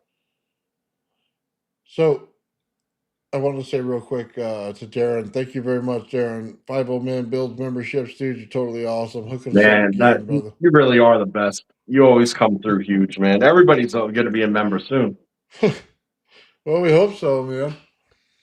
Hey, I want to point this out as well. So, by the way, Darren, hopefully everything went well with the surgery. I know he just said he got out of it. So, Oh, I'm sorry. wishes to you. Best wishes, bro. Feel better. What the circle is, just so you guys know, underneath that, the square waves right there, it's kind of funny how that comes out. So, You can see it or you don't, Nathan. yeah, it's the 369 pattern that you're always looking at, but it's that pattern plus 180 degrees out, plus turning it to the right and turning it to the left. All of it overlapping each other, and you get a grid. So in all 4 dimensions put together, it forms a grid pattern. And that grid pattern, well, happens to be the same grid pattern that we see all over the earth, known as the ley lines. All right, I'm going to kill you, dude. Yes, that is what that is, but you don't have to do that, because that's not exactly what happens. Okay? It's the 369 or the alpha, the omega, or whatever, however you want to think about it. Mm-hmm. Inverse, okay, with a keyed Ankh or Rochi. Okay, that's it. In fact, the Rochi is a better example of that. When you key that in, that is precisely and exactly what you get, and that was the prediction all along. All the geometries reside, and vectoring patterns reside within that geometry. I just think it's funny how it works out, and the symbols are everywhere. By the way, when they show them in doorways and stuff, on the symbol up above, do you see the 3 levels?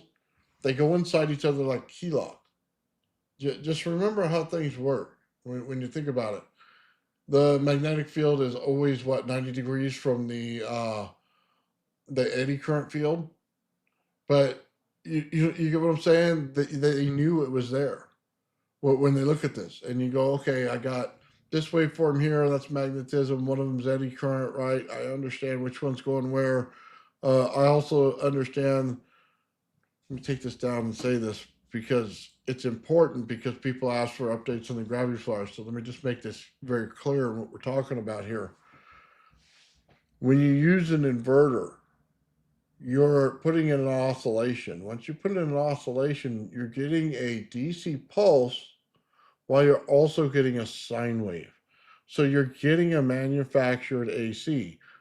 It's the exact state you want to be in when you are sitting there and trying to make something lift, because it's going in between the two. The AC state lifts, the DC state hovers. Okay, we see it in the gravity flyer, and we're playing with magnetic fields and eddy current, right?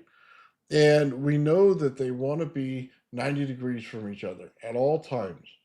So what are we looking at? They're on two level planes to each other.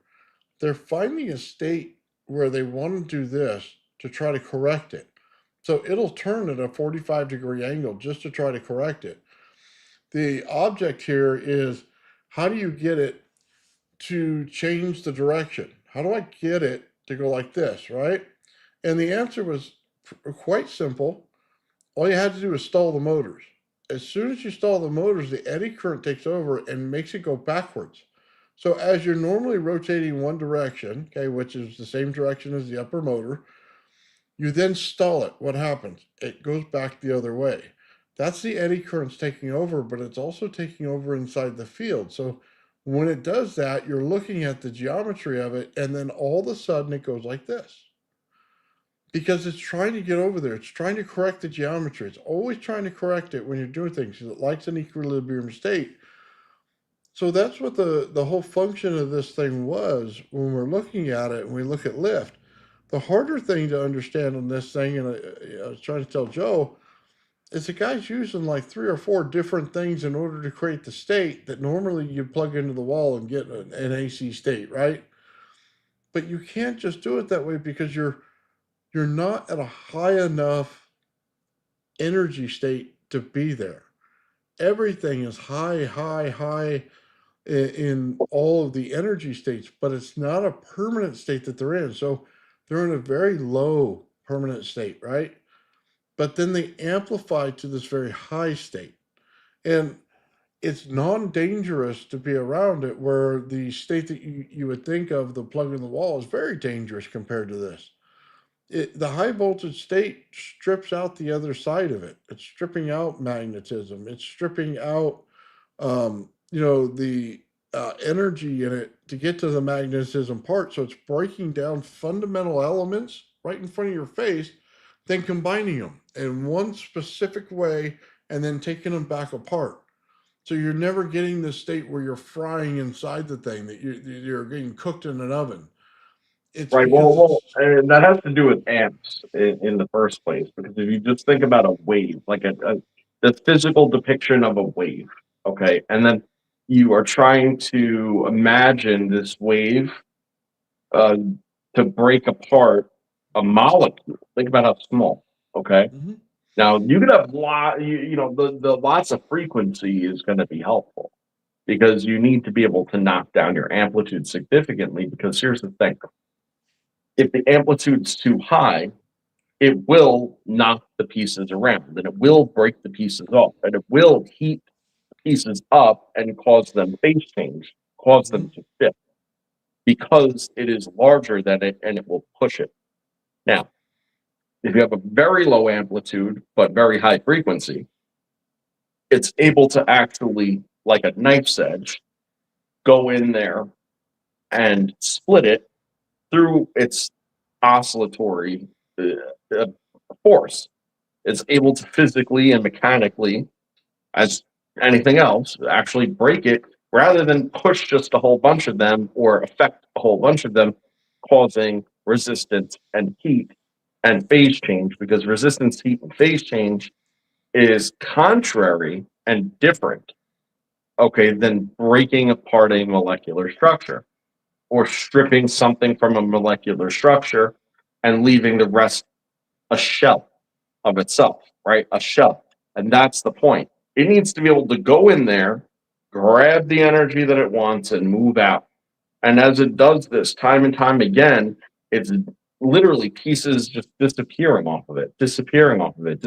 Disappearing to what? Well, disappearing to this this potential state, where then it's just going to accumulate that leftover shell of a mess on one side, and take the energy, the glue with it on the other. That's sort of the deal. And if you have high amps, you're going to get one thing before the other every single time. And it just goes to show how, it's that logic that you have to follow. That goes to show like how low energy a nuclear style reaction can actually be. Well, It's that's, it's not low energy, it's low amplitude of energy, which is like from the usable common perspective, which is why I'm wording it that way, right? It's not a lot of strength. It's not a lot of energy. It's you know, yeah. You get the gist. yeah. So I wanted to bring this up, and it goes to the state of metal around the energy. We notice this a lot when you play with your Tesla coil. Everything around it, if you have the correct energy state, becomes hot to your touch, but it's cold. So you'll measure it as the coldest thing, but there's a lot of heat into it. That's the entropy at work. And I'll explain it like this: that's a nuclear signature inside of your aluminum. It comes out as when you put the little gun on it, it comes out colder and colder and colder every time you get to it. Okay. And what it's doing is it's trying to work to a superconductive conductive state. The actual thing in radiation is blazing hot. Okay. So it's a contradiction in itself, but that's what entropy is. It's pulling in from the radiation factor. You're interacting with radiation when you're dealing with these fields because whether you know it or not, you're compressing everything into that plate. So you're Yeah. not allowing it to go further out. That's the problem. So the radiation aspect of the heat is actually very interesting because the nature of the radiation, okay, is that it's not part of a current vector, okay? And because it's not part of a current vector, okay, it's going to disperse its energy on interaction. And part of that dispersal is going to be massive amounts of heat. So again, the entire reason that everything we're talking about works is because it's in a state of exchange, and it's not in a pure circuit, right? It's just in a continuously evolving current state, okay, through different vectoring mechanisms that it naturally falls into. And as the vectoring changes, so does the electromagnetic mode that is prominent in that particular zone. And the one vectoring and mode that you get in any particular zone works as part of the overall system to perpetuate this exchange until both exchanges are complete. And once both exchanges are complete, then the system is looped. Now, that doesn't mean that you don't need energy to run it, right? But it's looped in the sense that it's creating its own grounded circuit. Like that's Right. what Oh, it's it doing. is. It's creating its own separate grounded circuit. Um, and radiation doesn't have that. Radiation is being thrown out with no opportunity of return. That doesn't mean it can't have an opportunity of return. It just means that generally speaking, it doesn't, which is what makes it radiant in the first place. Yeah. So check this out. The colder that center plate gets, the hotter it gets on any metal surface in the room. Okay. Oh It's yeah. just, yeah, there's an exchange right there. And that's what's going to get you to superconductivity. And I know this because when we put that same energy inside my Rodin coil, it started to run for almost a minute afterwards, right after you pulled the wire out and you're looking at the wire and you're looking at this thing and it's still running and you're wondering why, because it hasn't gone back to an equilibrium state. Understand this. When you're dealing with that field, it's in a non-equilibrium state and it wants to get back to it. But as you're pushing energy, it goes further and further away from the state. So you're forcing the bubble inside of the actual atmosphere that you're dealing with. And the direct correlation is radiation structures air. So you just got to understand it for what it is. When you turn on your Tesla coil, you're using the radiation of the Tesla coil to structure the air around it, giving you a field in which light bulbs will light up in. That's exactly what it's doing. So you got to think of it like that. So what's going on with the actual gravity flyer? It's doing that. They call that the nuclear moment, the blue and red shift, however you want to say it. It's actually building it in the air itself, just like the RAV does. Okay, and it creates the field around it. Yeah. Now, because it structures the air, it allows certain things in, and it won't allow certain things out. That I've been saying that forever, and it works exactly like that. So your energy states must match that. So another cool point about this is is how this electrical system works. So I got to go over this because this is something that people generally probably would never understand. If I took a PWM signal and I put it in a DC flyback, I can attenuate the frequency, right? But if I don't do it on that end and I wanted to change it on the other side of it, okay, I wanted to use a frequency that it was touching in order to put it back onto the actual DC flyback, right? So how do I do that? If I use the ZVS to power the DC flyback, it becomes very hard because it's a voltage switching system, okay, back and forth. But if I use one transistor in order to build that state, it allows for the frequency change to happen so much easier. So if I use one transistor, put it in there, and then make this thing run, I can use the RPM of the disk itself to run that DC flyback with that frequency of the RPM. Okay, just understand what that means. It means that if I'm not putting frequency into it, my plates that are moving are putting frequency into it for me, which means I have a very high amperage state and a very low voltage state going into each single plate, which helps when you go to convert an asymmetrical capacitor into a very high magnetic state in order for it to jump. Think about how that works there. You're changing frequency. You just need the energy to be there so that it's very low. And you got to remember how that works out. You get the low heated state in the center, and then it builds out to a higher, frequency, which gives you a higher energy state. Because you're dealing with the three plates here, it builds the bubble on the top, it builds the bubble on the bottom. When you switch to AC, it becomes one bubble altogether, and it goes to the higher level every time. It's an understanding we got from Gerald, and I'll just give him a shout out here to Gerald on that. He did a test when we were talking on a live once, and then he went back and did it the next day. Absolutely brilliant on his part and how he did it. He showed DC jump, okay, on his coil. Remember, in every one of his coils, he's got two coils in there. He hit the frequency on the second coil, jumped again, and then he goes, watch this, I got one even better. And he put it in AC, and it jumped right off the ring, okay? In that, he told you what the states were. DC is a holding state, okay, in a bubble. It'll jump the bubble again, okay? But when you put it in AC, it's a propulsion state. It'll fly right off of it.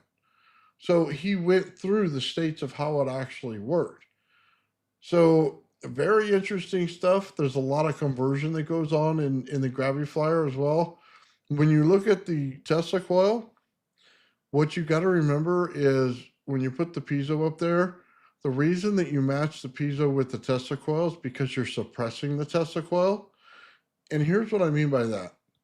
If you have a DC state in both plates, right, and it's creating those two right here, the way you get to an AC state is you normally bring a Tesla coil over to it, and the Tesla coil will take over and make it into an AC state, okay? Just like going back and forth with your inverter. Now, what the important thing is suppression of it. It's always suppressing the AC state until the DC state builds up. It has to do with how capacitors in AC and DC work, okay? DC fills it up, the actual piezo, because it's going at a different frequency, it gets a 25 megahertz, it brings the amount of voltage up much faster in the DC state, right? But then once it's full, you switch it to an AC capacitance by letting go of the suppression of the Tesla coil, automatically putting it into an AC form and creating the magnets that are on the bottom versus the plate above it, and allows it to jump up because you're in a bubble, but you're using levitation like a maglev in order to lift it to the next bubble based on that AC state. There's a lot of moving parts in here, and people would say, well, why don't you change the materials? It's because of what they're doing. You can't change one without changing the entire operation of this thing, but you must identify every operation. That's why we were telling you, hey, it's moving to the side and then it's coming up, moving to the side. Why? Because when he did his thing on how everything built out on his circuits, he put in there that the motors were connected to the piezo. Well, why? Because as soon as you turn off the ultrasound device, you're also stopping the spin on the motors. That means that instead of it moving one direction, it pulls back to the other side. Then you hit it with AC, it jumps, comes back, moves, and does it again. It's the exact configuration matched with exactly what he's doing in his circuits. That's why we're bringing it out. Nathan, so I want to backtrack on what you Go said ahead. just a little bit, because there was something actually kind of significant that I think that you touched on, but maybe like we need to expand a little. So you're talking about kind of like the heat before an RF, right?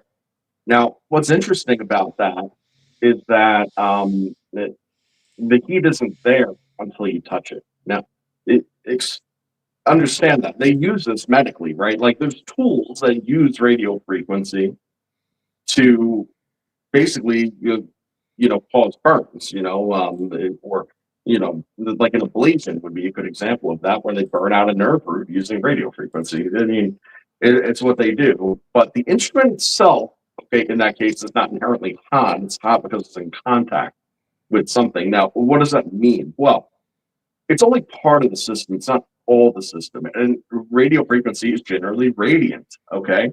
But the fact is that when it comes back to resonance again, right? So whenever you have a system that's in resonance, okay, and it's building capacitance of radio frequency, which would usually just be thrown out, because it's in resonance with the rest of the system, it actually uses the other energy vectoring as a carrier wave, okay, to act like a current, even though it's not, okay?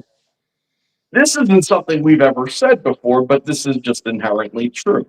Now, what happens when you take something that is not entirely in resonance with the situation, okay, is that you might not take in the current as much, but you immediately break through the least stable denominator of it being the radio frequency. That immediate and emergent release of the RF, okay, from the metal by touching something out of resonance, okay, is an immediate cause of heat that occurs. And the heat is quite a bit at that point, and it's real. But where is it? Well, it's generally not on the surface that it's emerging from. It's onto the surface that has caused the collapse of its resonance.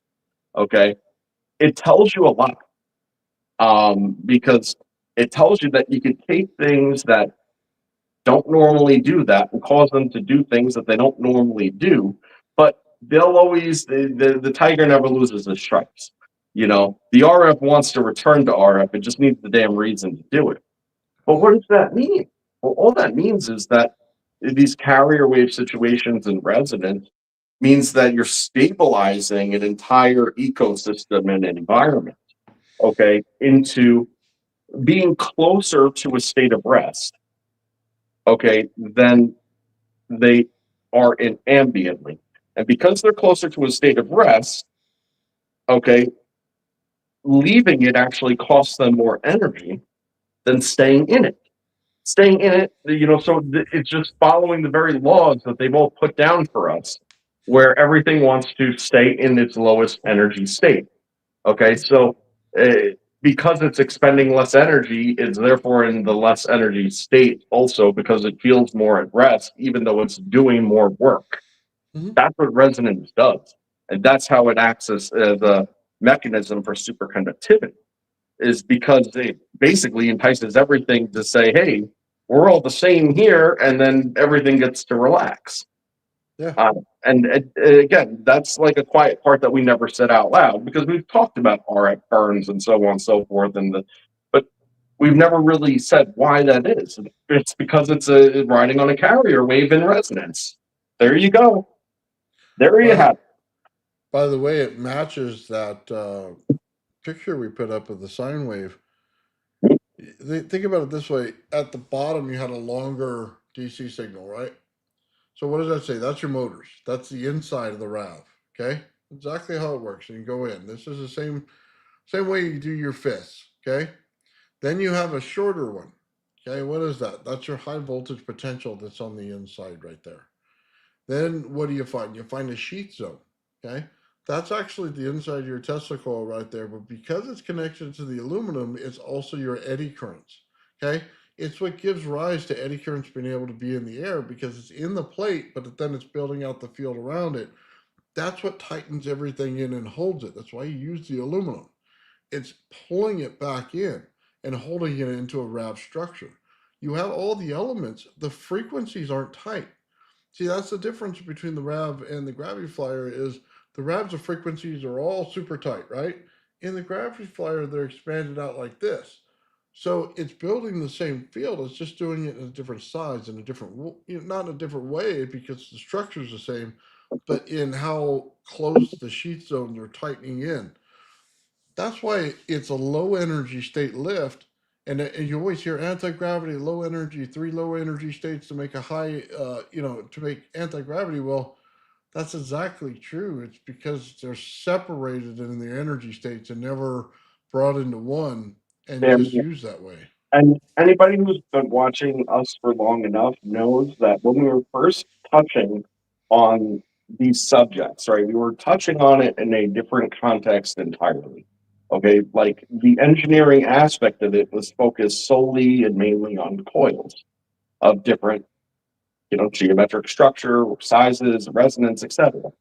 And one of the things that was a common discussion that we had back in those days that you don't really hear anymore is the fear of a cascading event, right? And what happens when you open up the point, right? And the energy comes pouring out. The question is never does the energy come pouring out and then it's like some kind of immediate situation or whatnot, although it could actually be terrible now that I kind of think about it. But the answer was kind of more in the context of, or the concern rather, was more in the context of material failure. Okay. Because with the way that the coil does it, you're trying to virtually create the cavitative effect. And if you were to open up the energy well there and it were to, back EM into your system, which it probably would, sometimes at least, well, then you fry your shit. And, like sometimes, as Nathan will tell you, fry it and find out. Well, I mean, how do you think you fry all that stuff? It's because you're opening up a cascading event, is why. And it's no different than when I was blowing up my PMPs left and right as I was, reversing the EM into, my circuit. Well, case in point's this. Why don't you hear us talking about something that we used to talk about so regularly? It's because the RAV has it figured out. You see, the RAV, like Nathan just said, it separates it. So, and then in the most extreme circumstance that I don't even think any of us, we could have theoretically have said it, but it would have been so woo, we would have laughed at ourselves and been like, yeah, and it probably. But you know what it actually does? It takes the highest energy state and literally puts it somewhere where you can't even touch it. You know what I Yeah. mean? Where it's like you can't touch it, it's there, but it's not. It's doing its thing, but like its access is super restricted to the ratio and proportion of what you're creating. You know, so it's like giving everything that it needs and nothing more.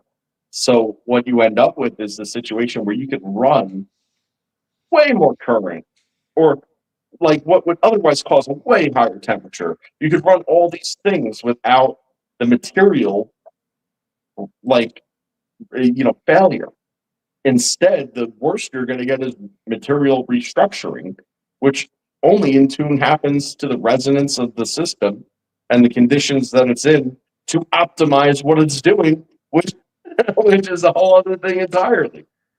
So it's really incredible that this huge concern that once kind of existed fell by the wayside because it got figured out by virtue of solving the problem. Well, okay, so I gotta answer this real quick, Joe. Mhm. Similar to back EMF. Just let me explain this, and it's hard because the oscilloscope doesn't show it properly. Okay, if you have eddy current, it doesn't show up any different than magnetism on your oscilloscope. That's the problem. But if you can see back EMF for what it is, it's 90 degrees out of phase from regular energy. And I know that because when you go to convert it, you have to break symmetry twice. Okay, what does that mean? I'm breaking it down just like this. Boom, boom, boom. I'm breaking the symmetry in order to align it with the magnetism field inside the capacitor in order to use it as conventional energy. That means that you're getting different energy coming back off of it. That's why it's not usual for everybody else. They're looking at it as a non-magnetism state, which it is. But think about this. When we talk about weather patterns and everything else, we talk about entropy with it, we talk about temperature differential. It's exactly that state that you're looking for. That's what you're looking for. That's what you're getting out of the atmosphere. Okay? Why? Just think about it. It's a phase 90 degrees out because your magnetism field runs this way. Eddy current fields run 90 to it, and you're at an angle. Okay? That's it. That's what you got to look at. You got to put it in phase. That's what you're trying to do. Radiant energy is that field that goes this way on the earth. Okay, we've seen it in the RAV show up, and I got in an argument with Joe and Sean about it because they're going, Nathan, it goes this way, and I said no, it goes conventionally like we're seeing it, and they said no, it goes this way. I couldn't get my head wrapped around the single fact that it was out of phase. And once we drew it out and took a look at why, it made perfect sense. Yeah, that's how it is sometimes because the again, this is where dimensionality comes in. When you're looking at the surface of something versus something that's below the surface of something, you can't look at it, for inside and out, right? It is automatically inverse, and it has to do with like a drive contact, right? And this was an example that I gave Nathan not even too long ago. I said to go this way in your car, which way do your wheels turn? Right? So your wheels turn this way for you to go this way. They go this way, you go this way. And this is how drives work, and the eddy Yeah. currents in that push out, and the magnetism, but are the driving force of the magnetism. The eddy currents are the um, thing that turns a magnetic component, being a rotational plane, okay, into a vortex, into a sphere, into a torus. It's they're there all alongside it. They're the ones that force the hand of the transition of the dimensional proportions and geometries of magnetism. And they go from the outside first, right, to the upward outside, but then they sweep. They cause what I've called the parabolic sweep, which is exactly what it is. And we've seen it. I have pictures of it in action. It's parabolic in its nature. It just goes, sucks up around, you have your center part, right? And then that ultimately, those inner fields and the separation, once the torsion starts occurring between the inside and the outside where the differentials are split, then they start counter winding against each other. That is the eddy current again. It's that counter winding that's going to pinch it off top and bottom, and then have it ultimately fall into place. And that's why I said to Nathan, I said, well, you know, when you look at Earth and you talk about Earth's eddy currents and so on under the surface, the convection of Earth, right? It splits, and I said exactly the way it splits in Y and blank. And I was like, it goes from 2 offset to 4, and then it doubles because it flips back around. You know, and when it does that, then you end up with you end up with an equatorial plane with 2 halves, you know, and then that split 2 ways to have 4, 8. So you have 8 eddy currents on the inside of a 4-dimensional sphere that is magnetism. And they're all driving forces, and they only have one common axis, and that's the direction of rotation. Every other axis is actually counteracting, meeting and whooshing. It's that meeting and whooshing, okay, that is the belt pulling the wheel, of the internal geometries, okay, which are both internal and external simultaneously. Fight me on it if you don't believe me. It's the cause of the internal compression, decompression event of what you would consider the funnel of a torus, even though it's there and not at the same time, because you can have stuff inside of your sphere occupying that space as the torus is active in doing something else through tunneling events, because it is not 3-dimensional. All right. And that's it. Like, you know, and that's what's cool, is that it's here and not here. And this is what I've been explaining. It's very hard to get your head around. Like, you know, something could be in your room, but it's here and somewhere else simultaneously. You know, and if you put your hand into it, let's say, you know, like, yeah, your hand is there, but it's also not there too. It's also somewhere else at the same time. It's crazy. It's just a whole different thing. And that's how things could seemingly occupy the same space, okay, or defeat a barrier when it just seems that way. You see, they're not actually. They're just using a different space that appears to be here because perceptually we have no other way to imagine it, see it, or otherwise, right?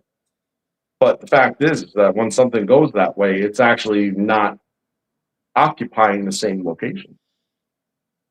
Yeah, very cool. Yeah. Sorry. I was reading the comments. Yeah, I think you're absolutely right, Joe. So I don't think we dissolve matter the way we think we do either. I don't think that works that way. Dissolve. What do you mean by that? Just because you don't see something doesn't mean it's not there in another state. Mm-hmm. We call it dissolving of matter, right? But that's not exactly true. It goes into a different state of energy. Yeah, So, that's where the dimensionality comes into play. yeah, It's very interesting how I postulate it, right? When you break matter down, let's say you steal all its electrons and then you just like leave it as an atomic mass of, you know, protons and neutrons, if that's how you want to think about it, whatever. I'm not getting into arguments over, we'll call it protons and neutron mass, okay? But low energy state atomic mass, all right? Well, if it happens in your room, okay, it falls into the environment, okay? It is at a lower dimensional, it's in a lower dimension, okay, and the same as energy gets trapped in the 3rd dimension, well, that matter is trapped in the 3rd dimension, okay, in that circumstance. But now, let's say that this happens out in space, okay, and the thing, it just like goes into a state of like fall where it's not in any field interaction whatsoever. It's got no ambient energy to excite it, and it's got no ambient matter to attract it. Okay. So there's no condensation occurring. At that point, I believe that it could achieve a state of rest and fall out of dimension, and then it would actually return to the lower dimension in which it, generally occurred in a state of rest, which is probably right back to the top of the scale, because the orange forest, like its mouth eats its ass. And we've discussed this. That's what the dragon likes to do. He likes to eat his tail. So, I mean, and that's probably like kind of once it falls off into a state of potential and non-excitation with nothing to accumulate to, I think it ceases to exist at that point. But if it happens in Sean Calderon's, workshop, well, I mean, there's a lot of activity and stuff going in there. There's air particles banging into it. Chances are it's never going to reaccumulate into matter. Chances are nobody would ever detect it as anything that it actually is. It's literally just, nothing at that point. But like it would still have quasi instances of excitation that would keep it observed, right? Environmentally observed. So, it would probably just exist in that fashion indefinitely. So I got something in my head, Joe. I'm sorry. Yeah. What about, okay, because this has been observed from Ralph Ring, and the craft was there, and then it went into a different energy state and it was gone, and they couldn't control it anymore to bring it back. Okay. Mhm. So my thought on it, okay, is it just played with the time dilation field, and it appeared at a different time than they were in. And when it did that, it hadn't emerged into our time yet. So therefore, it how do I say this? It lost all of its ability to propagate in our time, in where you are in that room. I don't know if it sounds right or not, but in It does. itself, it's whole where it's at. You know what I mean? It's not dissolved. It's not gone. It's just there. It's in a different locality of time. Does that make sense to you? It absolutely does. And that just has to do with phasing. And that's again what it is. If something primarily exists out of phase, it could be fully there. And if it's of a higher dimension, right, that means that we are part of their there. Okay. So if something were to come into phase with us, it could be here, but it could easily just leave back to there out of phase, because we're only a small part and makeup. We're a piece of that upper reality. You see, it's no different than a molecule being part of our reality, or any piece of matter being part of our reality, the building blocks of it. Like our whole entire three-dimensional existence is simply a structural component of that upper dimensional geometry. Okay, so it just simply matters as to the phase that you're in. If you're in that phase, nobody's saying that matter can't exist in that other phase. Mhm. You see, like this might be the inherent equilibrium state, okay? But as you well know, like as we've discussed before, not everything is in that equilibrium state, and that doesn't cease to exist either. Matter could exist in a higher energy state. Chances are it would just simply be under a constant state of flux. That's sort of it. I mean, and weirdly, if you're there, it's like what that flux would be is you actually trying to be kind of brought back into the third dimension. That's what that flux would be. It would be because you're kind of tethered to, so you want to pull back into that phase. But the weird thing is that since this existence is just a building block of that existence, I mean, without going into some crazy, theoretical shit, that just means that, well, simply there could be other parallel existences, right, that exist in that phase that could equally want to attract you too, because it's just simply a building block as well, and that you could just be a part of. So you'd probably be there and constantly be in a state of trying to get sucked into some other, um, you know, phase that's more coherent with your initial phase. So, okay, I don't know how to say this. Can you imagine being in a dogfight, right? And you're coming up on this ship, and then it phases out. It stays where it is, but you can't get to it. So you go right through it, okay? End up on this side, and it phases back in behind you because it's in a different time. Mm-hmm. And then it takes you out. Can you imagine the advantage in that?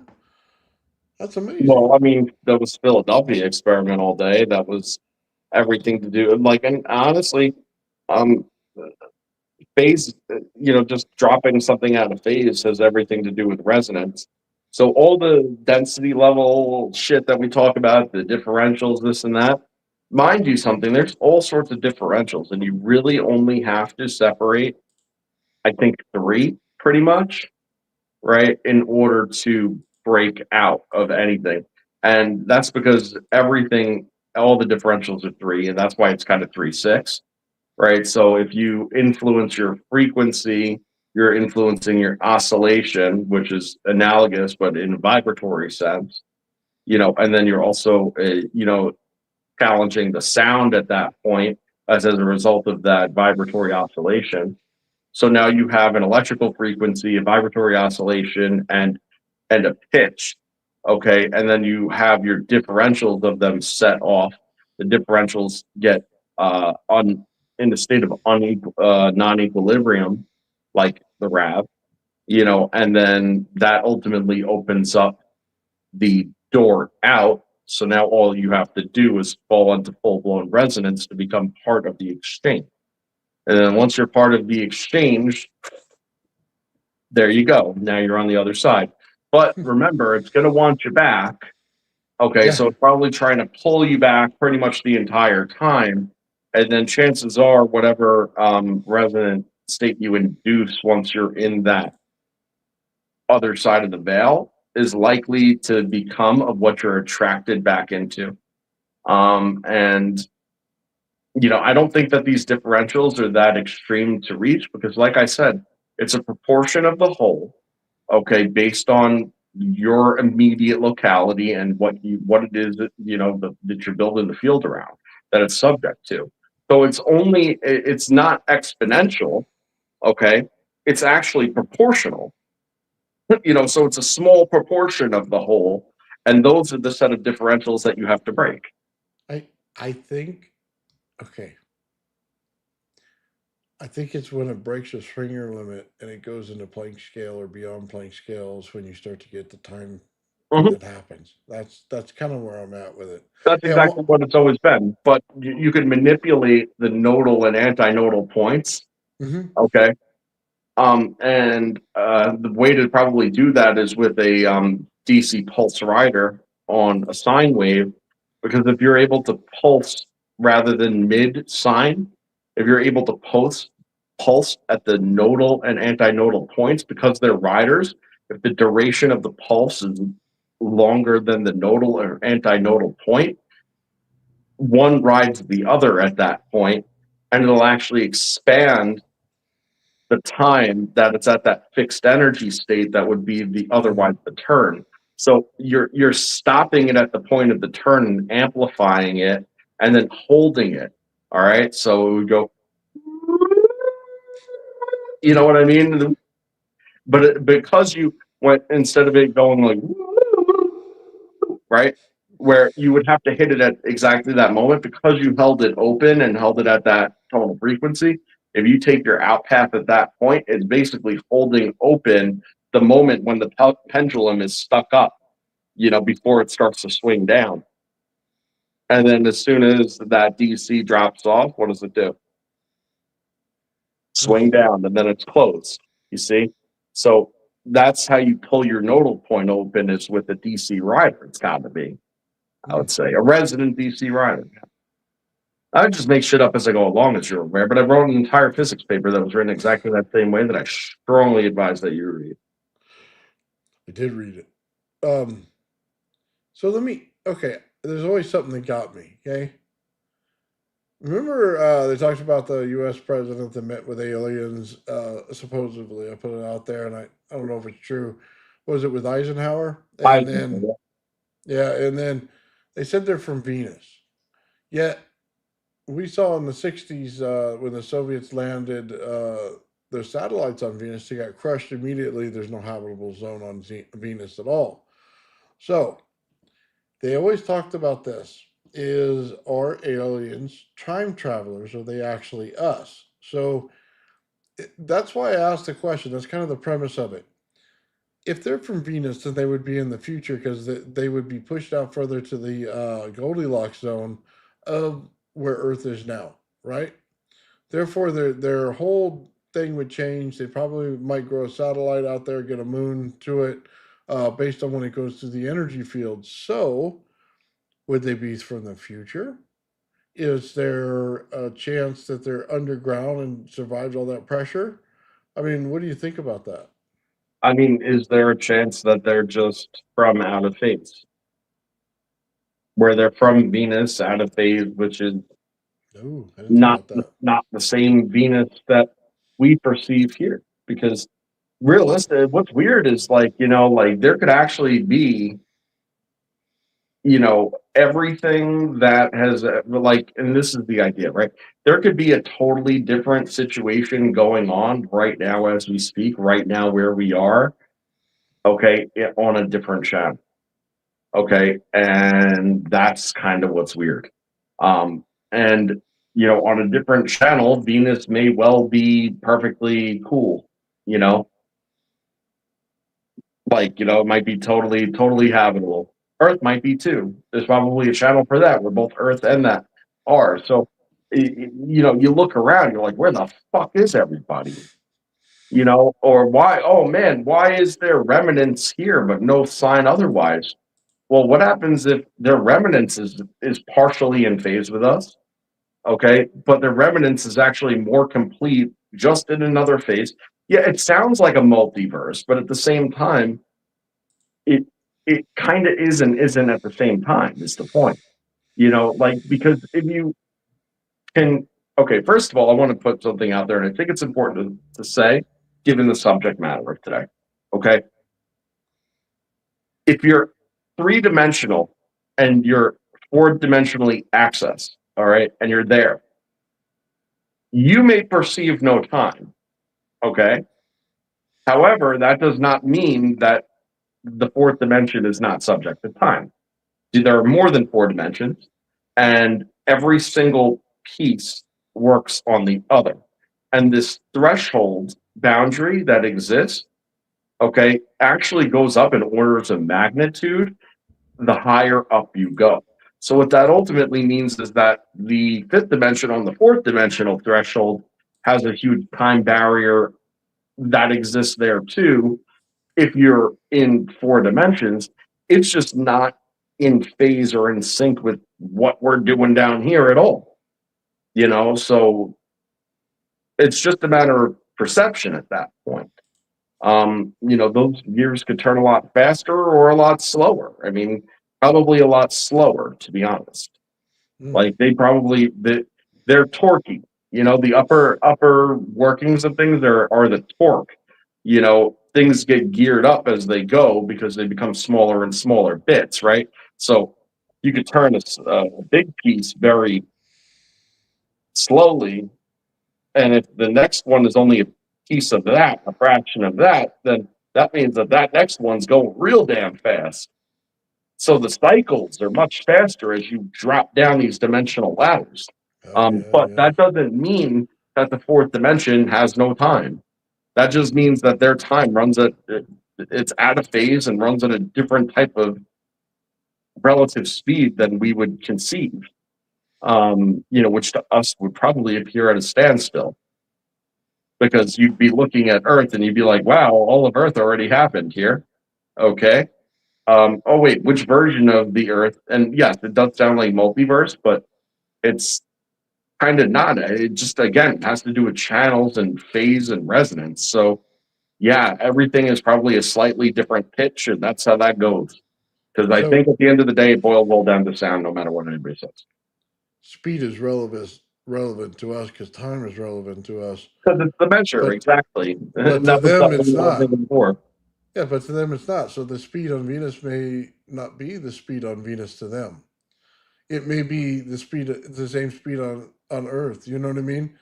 To how they perceive it, and that's in the different dimension that they're in. We're seeing it as faster than it really is. Right. Well, the other thing too is like when I said it goes down, right? It goes faster and faster as you go down. Well, when you start looking at stuff like radioactive material, and then you realize the decay rates, right? And then how the decay rates are actually occurring because it's actually reducing its dimensionality and releasing something, right? And it's in our dimension because it makes up our dimension. So we perceive that time pass, but that's actually happening much, much faster on those other levels. See, it's in a state of instability. And as far as that perception of time would go from that level of things, that fucker runs zipping fast. Even if it's got an atomic half life of like, a million years. It like to us it's the million years, but that sucker's unzipping fast as far as it's concerned. It's throwing radiation left and right as far as Hmm. it's concerned. That's just because of its vibratory rate that it's at, its state of instability, and the fact that it's um downgrade, it's reducing in its dimensionality. The same as the 4D stuff is coming down to 3D. That's why there has to be an exchange rate, which is exactly what I put it, which I said was the mechanism of time. So just the same, when things are falling out of 3D into lower dimensional proportions, well, there's an exchange rate there. Well, we know that exchange rate because it has to do with radiation. Hmm. And even if the half lives are different, there's certain factors within that could be taken out to show that the exchange rate is actually even. Hmm. I'm certain of that part, and I just don't have the math to show it yet. But if you prove it down, it's a lot easier to prove up. Oh yeah. Okay. I just find it an interesting topic, and I know everybody's got their own way to see everything, and I just find it interesting. I was watching a special the other. Can you see Apollo 12's landing site on the moon? So they went over there and they showed your conventional telescope, and no, it's too small to see it on there. Then they got a better telescope, and then they could make out a flash where it might be. And then they got something like NASA would have and looked at it and they said, oh, there it is. But it was so small, it looked like a little, how do I say this? It looked like a little toy on the ground. So I couldn't tell the difference between it being somebody had a mat that looked like the lunar surface and a toy being on the ground versus if it was real or not. So in the end, the picture that they gave us wasn't any better than what we get from a regular telescope. I just thought it was funny because I always wanted to see that. Can you, if they did it there must be evidence it's there. But we take such crappy pictures in space, we wouldn't know. Yeah, that's true. I mean, the weird thing is that this kind of makes me think of like Schumann's resonance and just how it's so low and stuff. But I just want everybody to think real quick about how this phase stuff actually makes so much sense that it's insane. Okay, because first of all, you're on Earth. Okay, you're standing on it at all times, or you're within its field if you're like not on the ground, I guess, right?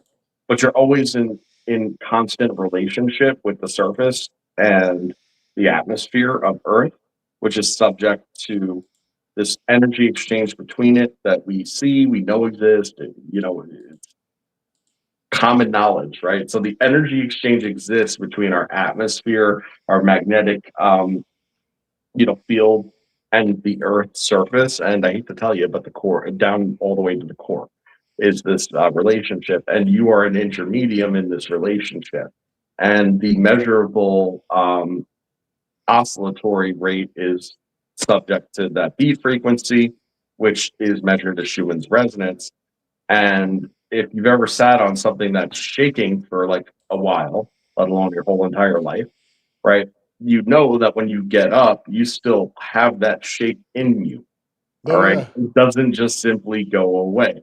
That's because you've been induced, okay, from whatever resonant, oscillatory resonant state that you were in into something in sync with that. And then you held capacitance of that because you don't just fall out of it, because the amplitude of it is actually stronger than the ambient of the Schumann's resonance. It actually has an offset that you're sitting there shaking at, and there you go. That's what's going on. It's crazy, right? So you spent your whole entire life on this damn planet, and you're obviously constantly shaking, okay, at the same exact rate, minimum plus your own, all right, as Schumann's resonance. But you can't shake the fact that Schumann is through you all the time. Now, what happens when that number starts to change? Well, when that number starts to change and the resonance change and everything, first of all, it gets ill affected at first because a change of resonance, okay, that's not proportional, okay, in the exchange will make you feel off and make you change, probably genetically and all sorts of different stuff. But propose it happens over time and generations. Well, are you even in the same phase if that number changes enough, okay, as your ancestors were? Mm. I don't really know the answer to that one. There's Oh, a chance that the answer is no. So what does that ultimately mean? Oh, well, that means that if you just went out of phase of them, okay, that this time could actually loop, and it could be looping on resonance, okay, and that we're actually occupying the same time on repeat on the same surface, okay, but the only difference is we've fallen out of phase of them, okay, and as there's still elements of what the ongoing is actively occurring with them here at all times, you know, like dead ass serious, but it's occurring for them as it was for them then in that phase. I that might sound batshit crazy. It might sound like lunacy or whatever, but it's something could be both appear in ruins and simultaneously active and working at the same exact time, because it's sort of like if a VHS tape were to like run out of film and then rewind back to the beginning, start recording over, but rather than rewrite, erase what's in front of it, it's just rewriting on top of it. You see, it's like a it's CD, like how it does that job but where it stacks it, the writing. it's the Roman soldiers in the basement. It's the Roman soldiers in the basement, right? See, so it's not that it's not. So that's actually happening, not then, not there, but here and now, and the So that phase is close enough for the observation in that case. that's that's really cool way to think about it. You know what I mean? So is it like, you know, that's what's fucked up about time. And that's why they say, like, well, you could see all time at the same time under those circumstances, is because, like, we see time as a straight line, but it could well be just looping around and around on top of itself, rewriting over itself just constantly. So that And thing in the it could just be based Vatican, on resonance shifts. so the thing in the Vatican that showed different spots in time. I mean, that little TV screen that they had, that could actually be true. Yes. That's amazing. Man, that's a So, wild one to think about, huh? You can go there and see all the events of everything. yeah, I mean, it's craziness. You just got to tune into the right channel. It's, you know, for all we know, it's all here. It's all now. They say there's no time like the present because there is no present. Well, I'll tell you this: if that's all right, then what Eights always said about time is true. That you can change time, you just can't physically go back in time. Like you can't. Excuse me, let me rephrase that. you can go in time, not change time, but you can go in time, but you can't interact with time. So you can view it at any point. That's So that interesting. so that's part of my equation, okay, is irreversibility, right? Meaning that there might be a certain finite amount of actual backtracking that can actually be done, but probably only in a virtual sense, right? And that is the virtual sense.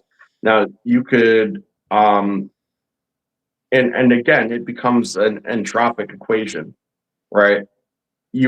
Like you can't go back in time, but there's potential that if you're able to tap into um specific frequency, and this is not, by the way, in the paper, this part, right? If you're able to tap into specific resonant frequencies, let's just say of the past, okay, that is able to um bring factors of that into the present as it's kind of still playing and playing out. Well, at that point, you could potentially put retrocausal, oh, well, there's the word right there. You could potentially put retrocausal action, okay, into play, which would then only do one thing, which is it would auto correct itself through, because it's, again, what does Rav do when it starts to run low on energy? It pulls from the well, Hmm. right? So there's like this auto balance that works off of the ratios, and it might change things, but you'd be none the wiser because the change would just be, you know, in, like right then and there. So you might not be able to go back, but you might be able to tune into an influence, which kind of is scary and crazy when you think about it. But the past, that means that the past could do it too, which is a whole nother, which is a whole nother story. Um, I just yeah, think it's cool because it opens those doors once you get into what things actually do. So you come out with your paper, you show what's going on, right? But it opens that door directly to can you see what the past did? You know what I mean? That's interesting. yeah, yeah. I mean, it's very interesting too, because like if you think about like and none of this is in the paper, I would never put it in there. But if you Well, think we about understand. metaphysic, implications of it, well, that means that when you are able to undergo the processes I previously described and stuff, things like manifestation, okay, become a lot more realistic, because if you're able to be have an open portal more or less to the energy realm, okay, which has the full spectrum of time and space in front of it, if the the feedback loop is good, right, then ultimately it could pull things and energies and yourself in certain directions, that would actually lead to you coming, into a circumstance that would allow for the things that you sort of envisioned in that circumstance. And unfortunately, people do this all the time.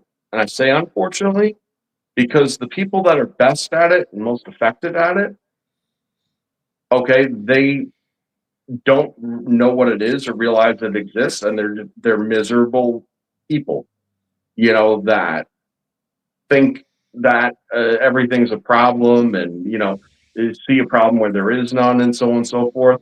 And then all of a sudden all the bits and pieces fall right into place for them to cause the exact problems that they anticipated, even though there was no indication of them whatsoever. And they Hmm. do it all the time, and because they're so powerful, because they don't know what they're doing.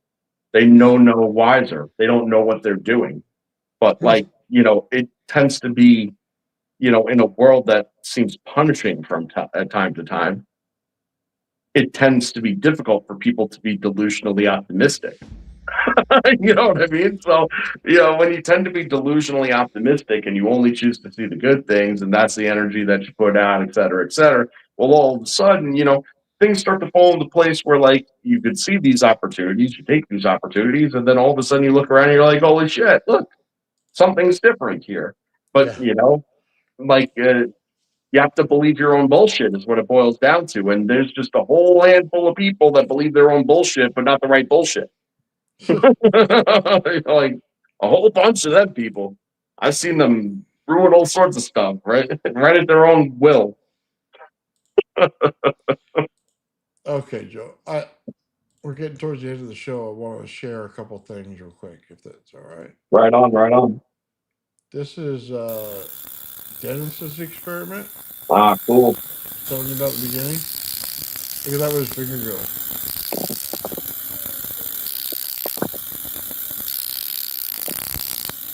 Dude, I'd literally play with that thing all day.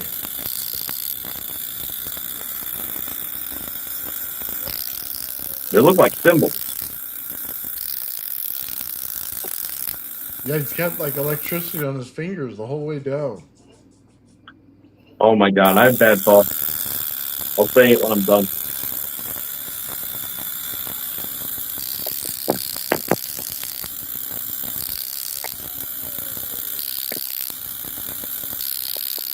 That's really cool, man.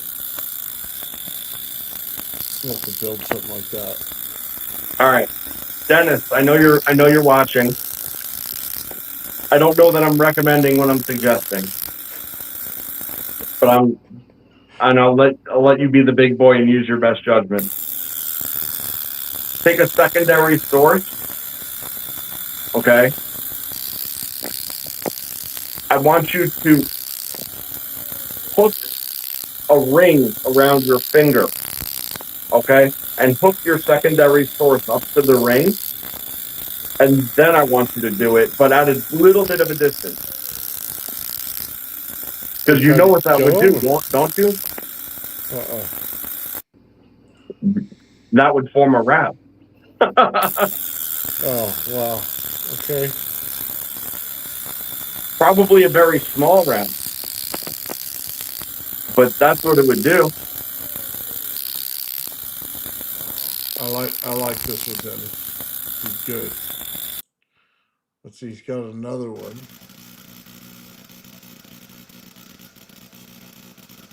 Oh, look at that.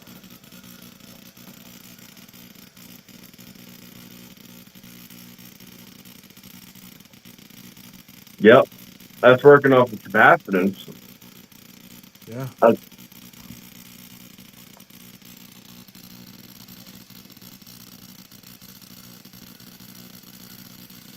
I always like that. That's always a nifty trick. Yeah. That one's cool, man. All right.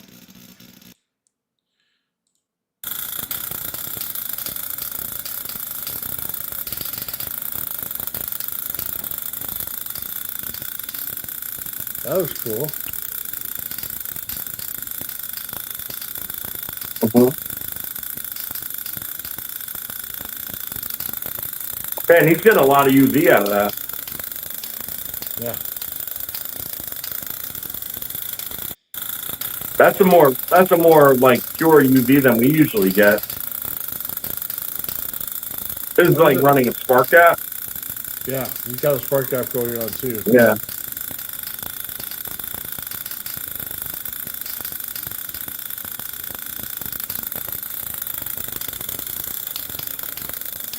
I gotta give There it is.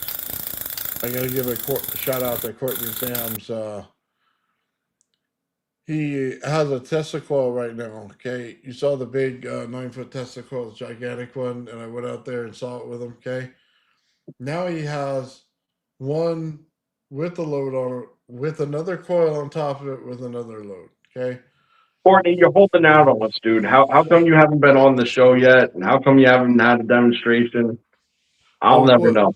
we're gonna go. We're supposed to go when crypto came down and go over at night and to see it, but crypto hasn't come down yet. So, it's not Courtney's fault, man. It's No, I us. know. I'm not breaking Courtney's chops, but I'm think if anything, we should have you on one day. I'd love to hear about your story of how you even got involved in this. Yeah, I dude, wonder that sometimes myself. dude, I had so much fun there, dude. It just lighting up stuff at a distance, man, is so fun. It was an awesome day, brother. We're definitely gonna have to do that again. All right, guys, I got something for you here, and it's okay to laugh or whatever you want. I just thought it was awesome. I'll show you something happened the freshman year of my life. So if I can find it here real quick for you. And you can feel free to figure out which one I am on this. That's back when we did the backyard wrestling, man, at my buddy's house.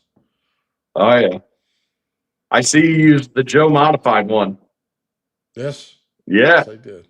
That came out pretty good. Not too bad. Yeah. I see myself a button. Yeah, it wasn't fat back then. That was nice. You know what I mean? Oh man. Yeah, you guys can figure out which one I am and that and everything else. But yeah, freshman year, man, we all got together and hung out and did backyard wrestling, man. All had different outfits and everything. And well, I'll wait till people figure out which one it is. I'm not the guy with the boas, that's for sure. Yeah, that's Santa Boa. No, not that one. Oh man. You can't see it. Well, you can probably see it now. Aaron says, "Well, Joe is Santa." Actually, well, when you're done with this, you should show him the one of me that I sent you in return. That way you could make fun of me. Oh, what a fat shit disaster I am. fucking funny, man. I'll pull that up right now while we're waiting for the comments to come in. I think that thing's on a lag. Dude, it's always fun, man. Oh yeah, no, this is good. I mean, clearly Nathan is the one squatting in the middle with sunglasses on. that was in his 8th grade days, you know. he was going through a phase. Yeah. Oh my god. No shirt in the middle? No, that's not me.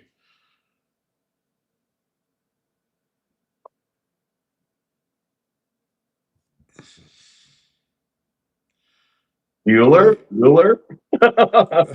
Anybody? White tee in the back row? Well, I'm in the back row, that's for sure. Don't have a white t-shirt on though.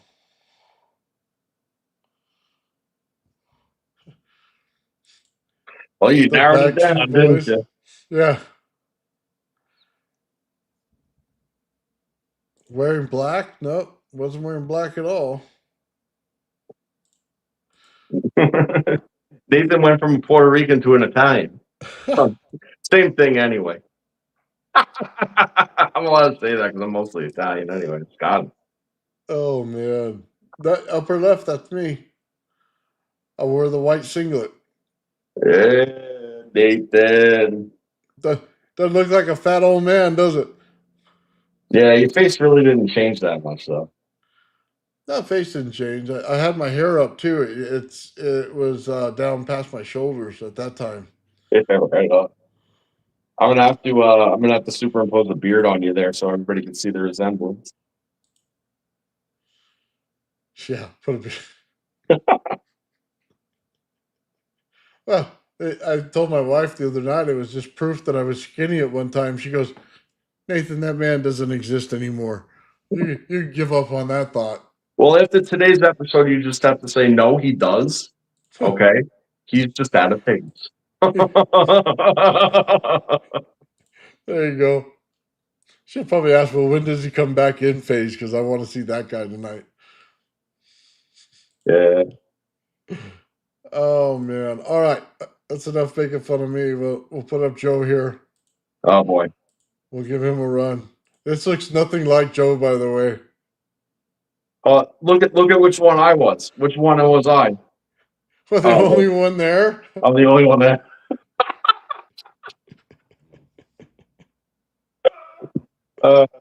Shit. Oh man. This is 70 years ago. Yeah. Oh man. Man, So I had to dig into the well of shit to find that picture. Joe's actually in good shape there too. Oh, I was in good shape there. Yeah, man. I probably didn't weigh too much less there than I do now. The only difference is it all It's all muscle. it went all the other way. No, I was like 22, 23 there, 22, something like that. Oh man, we went through the time travel of life, and you changed structure. You went from muscles to fat everywhere. That's what I did. No, yo, that's how I got all my brain cells is to work so good. I just like, you know how your brain's mostly made of fat and stuff.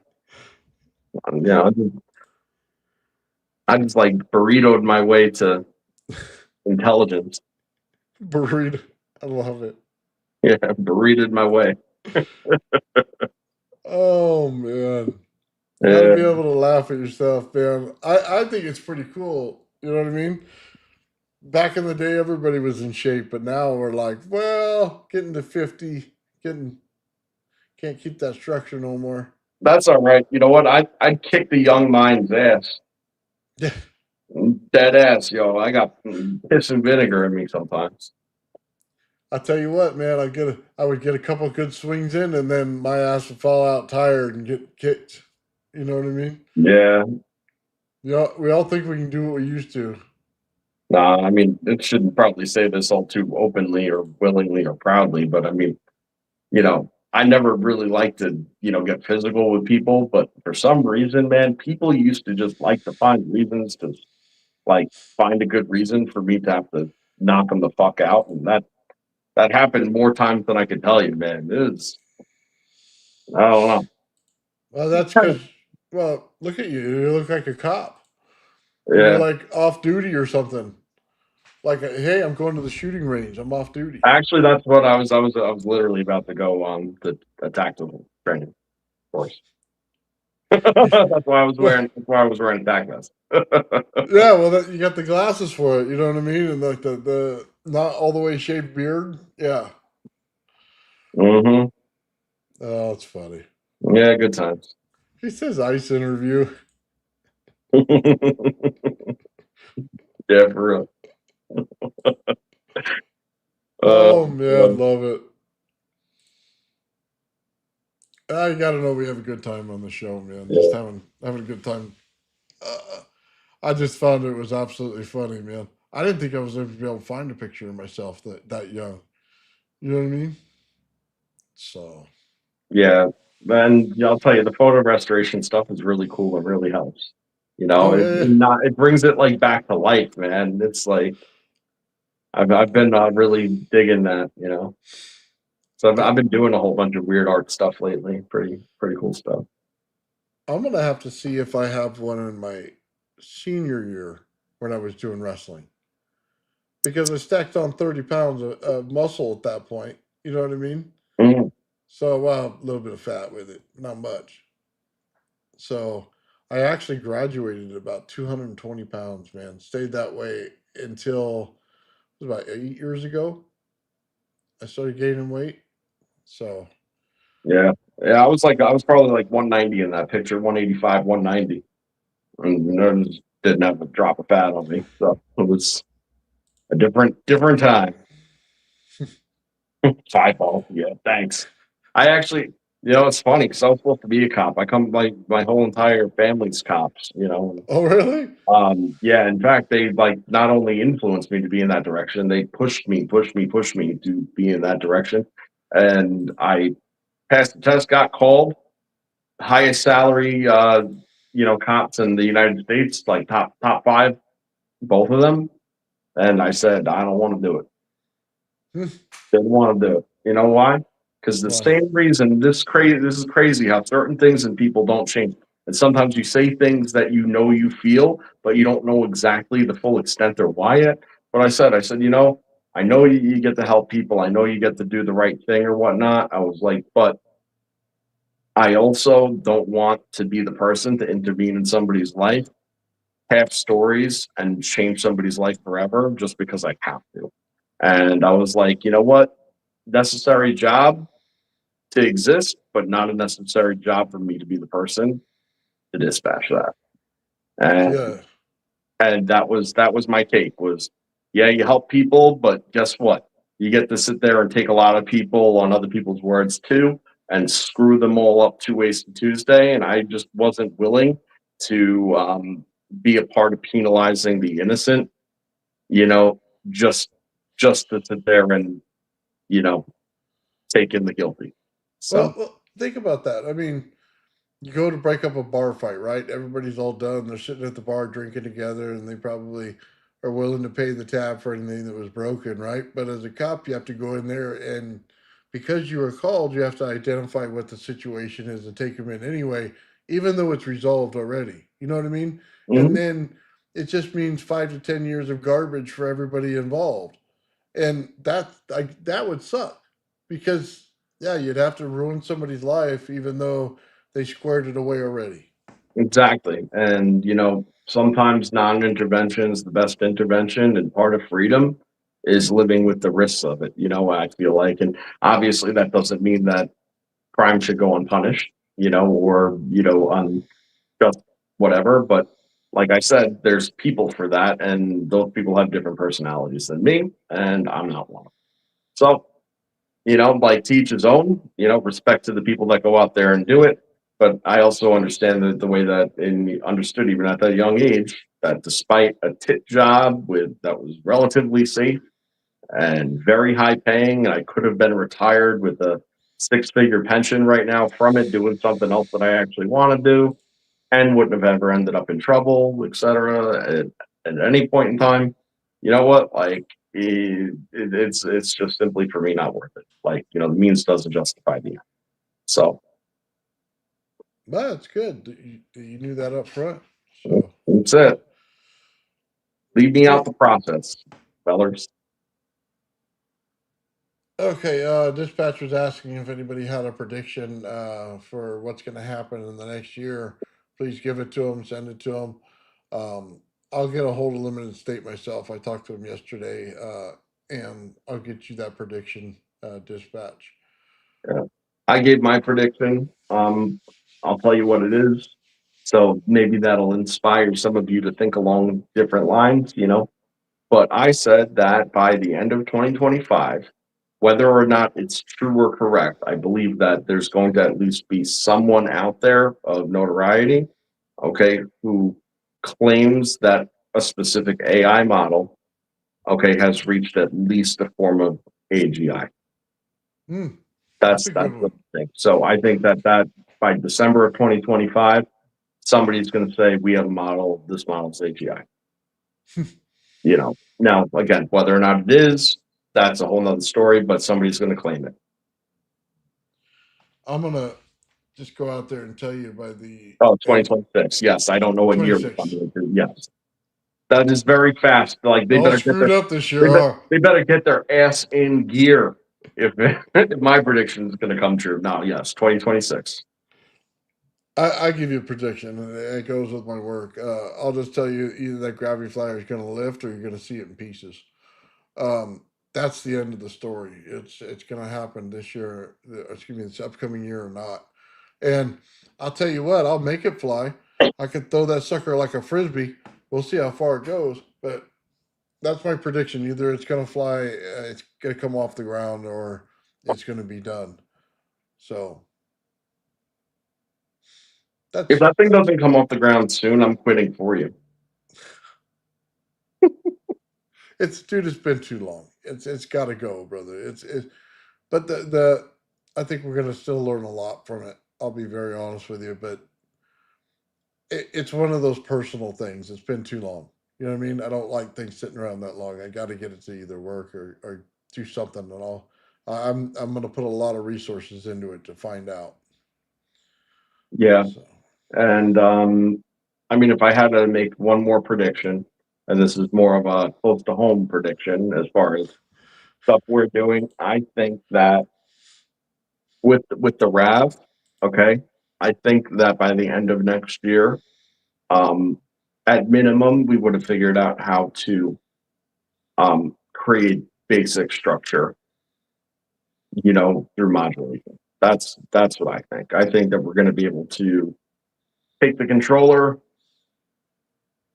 bring the parts together, create a modulation, and then be able to actually have a verifiable, um, you know, transmutive crystal process. And it Well, might not be all that, but I think that by the end of next year, that would have been achieved. okay. It's like that new movie, Tron. The way that they actually took that thing that was in how do I say data form and then made it into the people and everything like that in the number three version they just came out with. That's gonna be kind of like it is. You know what I mean? It just prints them, and then they're alive and everything else. Dude, that'd be radical. I Yeah, don't know that I'd like police like that, but it'd be radical to see. I mean, yeah. As far as like our involvement in such an endeavor, I think that having a handful of spots on a piece of intermedium that show a definite crystalline structure of something that wasn't necessarily there before, I think that that is probably achievable. And I'm going to say by the end of next year, but chances are likely at the rate it's going, probably like more like third quarter next year. And the only reason I don't even say sooner than that is a couple things is that the experimentation has been like a little dispersed, as far as being able to achieve these ends. But also what I know is that every single time we make the next huge discovery, it opens up a whole nother can of stuff. And it's not necessarily stuff that has to be overcome as much as stuff that has to get sorted. So, Hmm. you know, I think that that's sort of what we're into. It's like, well, once you bring that cathodic dendrite on the other side, okay, of the intermedium, right? Now you're able to tunnel it through and get it on the other side. Well, then how do you get it to then grow volume Hmm. in volume? Because right now it's not growing in volume; it's just growing in a plane. So whatever, one thing at a time. Right on. All right, man. I think we're about the end of the show, Joe. It's been 3 hours today, man. It's been awesome.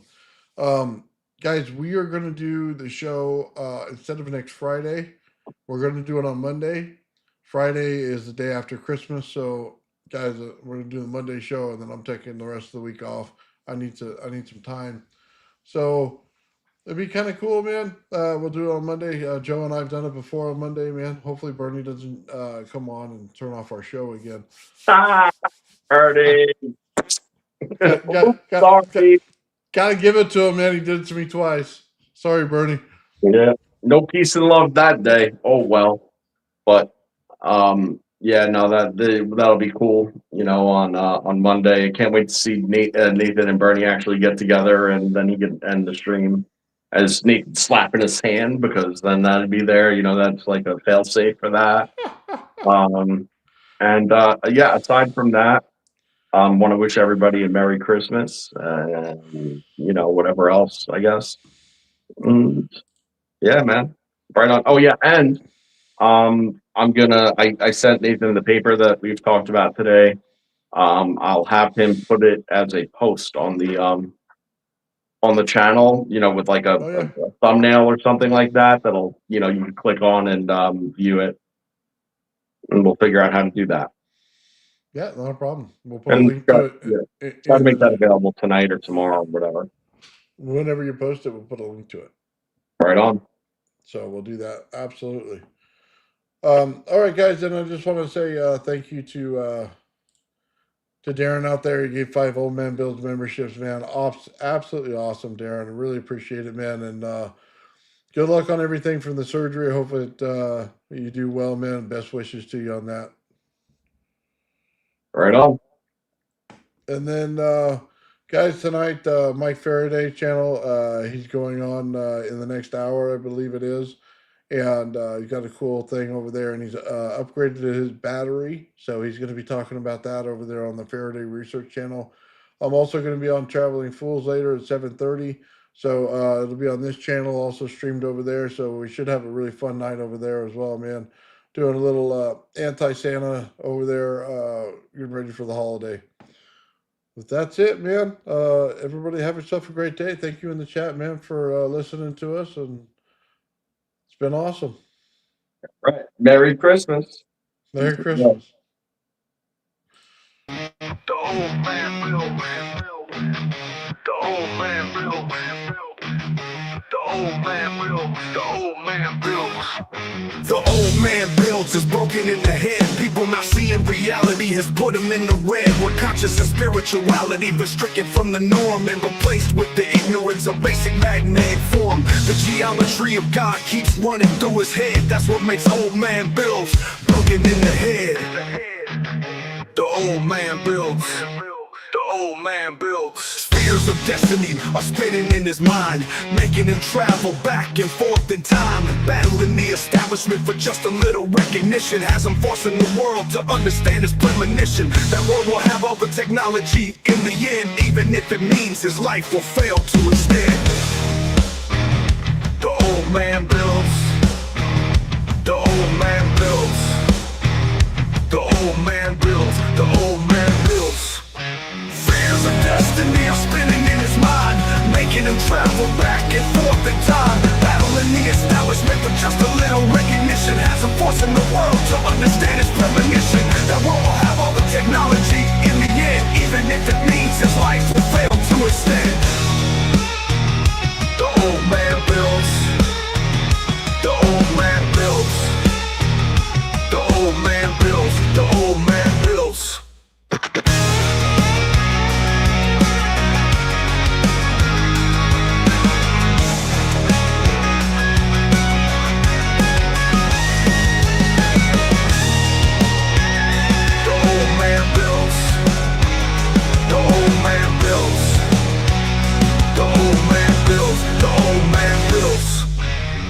Fears of destiny are spinning in his mind, making him travel back and forth in time, battling the establishment for just a little recognition. Has him forcing the world to understand his premonition. That world will have all the technology in the end, even if it means his life will fail to extend.